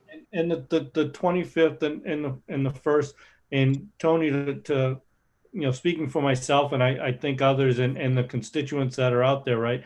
As our district continues to work on the details of this plan, and I know that the district is actively working on the distance learning component. I think it would be helpful if we, at a minimum, can provide an update as far as what that will look like. Because again, we've spoken in general that distance learning will not be executed the way that it was in the spring. It'll be a bit more involved, and I think that would be a good opportunity to communicate that, status updates as far as where that's going. You're going to have different levels, and I see the superintendent nodding her head, so it makes me feel good that I think we're on the same page. That's some information as parents are preparing for distance learning already. They should know what's their child's day going to look like, whether they be in high school, middle school, or elementary. So those would be some topics that I think we could cover and be very productive with. And as long as we have like a road plan that we're going to follow through Kathy and the team. Exactly, Joe. That's what I'm saying. As long as it's just not going to be a meeting just to discuss how we all personally feel. I think we all know where, at least the elected body, where we all stand. So to just reminisce over that. That's what I'm saying. Like, if Joel, exactly. If we can have even if there's some way we could put that out at this meeting, we're going to talk about these 4 or 5 topics would be ideal, Joe. That's what I'm saying. Just so everybody knows what the meeting's going to really consist of, because now we may have some people that's not really watching, but would watch because it's directly about their son or daughter at the 3 different, school levels. I think that would be excellent. That's what I was trying to get at, Joe. Like, what would the meeting really contain and what would we be discussing? But what you just said was, like I said, if we're going to discuss how we're going to roll into that, even though we'll know it that day or the day after, but that's what we should be focused on. I agree with that wholeheartedly. Yes. Can I just, Tony, I have like 2 questions that are gnawing at me right now. One of them, the governor the Department of Ed has put out another website. And on that website, one of the things it says is that Rhode Island Department of Health is tracking municipal readiness to ensure the incidence rates within our cities and towns are not above a certain level. I want to know what certain level means. Like you were addressing earlier, you were saying 5%, 2%. They're not saying a percent. They're just saying that they're not above a certain level. To me, that's kind of like the bus situation. Right, Karen. I'm not comfortable what happened with that, Karen, is it's only me speaking, but with scientific data, when they're changing it to meet the needs that they're trying to accomplish.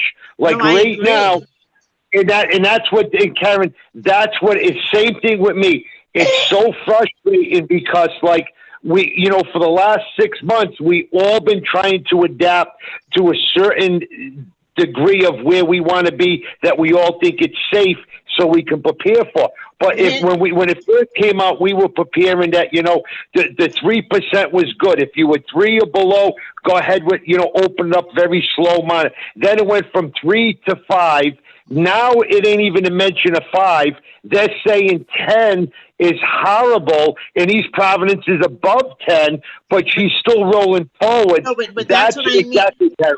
But that's what I mean. If we are in consensus that some of these guidelines are too vague or not accurate enough as a group, couldn't we create a document saying that we're not comfortable until these are addressed? Karen, we wouldn't need to. We would not need to, because we wouldn't be able to open. And I know that's what Kathy's going to say right now, and that's why she's shaking her head. We wouldn't need to come up with a document because we wouldn't be able to open. But they don't give the level. They just say that they're not above a certain level. We would have to literally, every box would have to be checked for us to open. We wouldn't be able to open because we couldn't check the box. So we wouldn't have to make. Here's another question. It says that we have to have the ability to test all staff and students, and getting those test results back in an average of 48 to 72 hours. Now, I know if I have a kid who has 102 temperature and we call the mother and they come and get them, how am I guaranteed that that mom is taking that child for testing? Do we have a testing site that we're going to send our students to and get the results back to the school department? Like, where is this testing occurring? How do you ensure that? So I don't know how HIPAA works. I don't know how, I mean, I know how it works, so I don't even know how we would be taking that. I don't even know how you would be giving that. And even I've had parents, we had to send kids home in a cab if a child was sick because the parent doesn't have a car to come and get them. How are they going to get them to go take a test? Like, there's just too many questions that I have before I'm comfortable opening. Karen, there are 5 criteria the governor's using. One of them is the municipal rate that Tony was talking about. Right, yeah. Providence, she said that 2 weeks ago when she announced it, Providence, Pawtucket, and Central Falls would not be able to go back at that time because their rates were, and I believe it's so many cases per 100,000. Now it seems that East Providence, and you can go on East Providence website and you can go on the Department of Health website, and it shows you East Providence, I think, was down there last week, and it has risen slightly. It's right above Cranston now in that order. The other thing is the availability of testing to everybody that needs testing and a short turnaround. So if a student is sent home with symptoms and they have to have the COVID test, and before they can return, we have to see a negative COVID. Right now, she said we're not at that point. There was only a certain number. And she's saying right now, and I heard her again tonight, right before this meeting started, that we will not open schools if it is not safe. Now, you know, what that means at this point, I'm not sure. She is making an announcement on, as I said, the 31st, but there are 5 criteria that she listed. It's on that's what I'm reading off of, yeah. And those are the things, those are the criteria that they're using right now. Now, if we send a child home with 102 temp and say they have sniffles or whatever, and we don't hear back from the parent about a testing, are the kids in their secure pod quarantined or no? We're relying on a parent to get the test. Yes, that's why they have to notify us if they're sent home that they're having the test. We have to get a notification quickly that it's negative, because we'd have to notify everybody in that pod that that student was in the vicinity of 6 feet of that student for longer Right. than 15 minutes, yes, we'd have to notify them all. And they that- would be quarantined until we got the results. Along with the teacher. Okay. That's, Tony, that's the kind of thing because Kathy can answer a lot of questions for me. Yeah, no, like I said, Karen, those are some of the issues that, like I said, as I'm walking, it's very, because just to see how you feel, Karen, I feel the same way.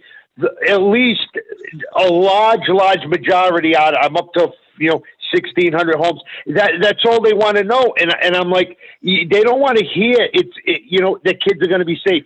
They want to hear the criteria. Like if it is 5%, and we're talking that we're 10 and a half, 11 high, then they know what they're focusing on. They're waiting for that test positive to come down to 8. They're waiting to come down to 7, 6. They're waiting, but she speaks from both sides of her mouth to keep the window open to meet them needs. If I was in that position, I would say my public schools do not open if the positivity rate is above 6. And there's so much going on about where it is, who's at 10, who's at 11. There's got to be stricter rules coming down for each district to follow. So say as Kathy and our administration, the planning, if we're getting closer to the end of the month and we know it's 6, if we're still above 10, I would want to believe that Kathy and our reentry teams are saying, at least I would say, I want to shy a little more for the next couple days towards, district learning, because we're still at that 7, 8, or 9. But if we start to see it going from 7 down to 6.5, and we're getting closer to 5, I would say, me as hypothetically the leader in the reentry team, okay, the city's looking to do good. But without them numbers being etched in stone, our team and Kathy must be going up and down like a helium balloon. If the tests go up, we go up. If the tests come down, but there has to be a guidance that she's sending for the state of Rhode Island for all these people that I'm not losing sleep over, don't get me wrong, but I'm sure we got some people in our administrative and reentry teams that go to bed thinking about this. They wake up in the middle of the night thinking about it. And then not to have them clear guidance, and like people are saying, Mr. Ferrer, are you really kidding about the windows open on the bus? You get to listen, call the governor. I'm going to walk around with a number on the back of my shirt, because people can't believe when I tell them we went from 21 to 31 because we can open the windows on the bus. And now she stated, like Kathy said, they have to stay open in all climate weather. That doesn't even make sense to tell a parent that in a heavy downpour, your kid's going to get on a bus with the windows open. And then at the end of November, December, get into January, your kid's riding on a bus when it's 20 degrees outside. I don't mean to laugh, but if you just think about some of the stuff that she's saying, how the heck does Kathy and reentry teams in the whole state of Rhode Island come up with a viable plan that's going to work for the kids' safety, student safety, staff safety, parents, grandparents' safety? I would not want to be in that boat. All I'm looking for is when people ask me questions when I walk to try to give them some answer that they can kind of follow. But when I don't know what to tell them, and I just tell them, listen to the governor's report on Wednesdays, I think it's 1 o'clock, they look at me like I'm crazy. Because that's all. But Karen, it's hard to believe that's all the information. Like we just said, Kathy just gave us some more tonight and stuff. It's being fed to us on basically a daily basis, and it's extremely hard for parents to stop planning. 3 weeks is only around the corner if she pulls the trigger on opening the schools. So we'll have a meeting next week. Charlie, before we go, yes. I would like to make an announcement, and I do find this to be an uplifting moment. If anybody has not heard, and I know that there's people listening tonight, Bridgepoint Church is still having their drive, their back to school drive, and it's drive through. They are looking for donations still, but I just want to let everyone know it's Tuesday, Wednesday, and Thursday, the 25th, 26th, and 25th, 26th, Am I right? And the 27th, yes. So it's Tuesday, Wednesday, and Thursday. Tuesday, it's Kent Heights, Myron J. Francis, and Waddington. Wednesday, the 26th, it's White Neck and Hennessy. And the 27th, it's Orlo and Silver Spring. It's 5 to 7 every night. And they will have backpacks for everyone, water bottles, and all the back to school supplies. Just like they always do. It's 855 Waterman Avenue. Once again, it's free for all elementary schools in East Providence. I listed them all. K through 5th grade. So please, once again, thank you, Bridgepoint, for all that you do for our schools. I am grateful for what you do. If you have donations and you would like, it's on their website, it's on Facebook, but I am going to throw their phone number out because they are looking for donations. It's 270-6069. So if you have any crayons or notebooks or anything you want to donate, please call them and you can drop it off. It's contactless. If you are afraid to see them, please help them out. Thank you. Thank you. I will entertain a motion to adjourn, I will make that motion. seconded by Karen. I'll second it. Yes. And then I will say this, because just like any other motion, you know, we can talk about this, but if, with the 6 people here, the school committee members and the superintendent, we still have the right in our hands to take a vote. We can take any vote we want to take, and that's another reason to discuss at our next meeting. All in favor, please signify by saying aye. Aye. Aye. Any opposed?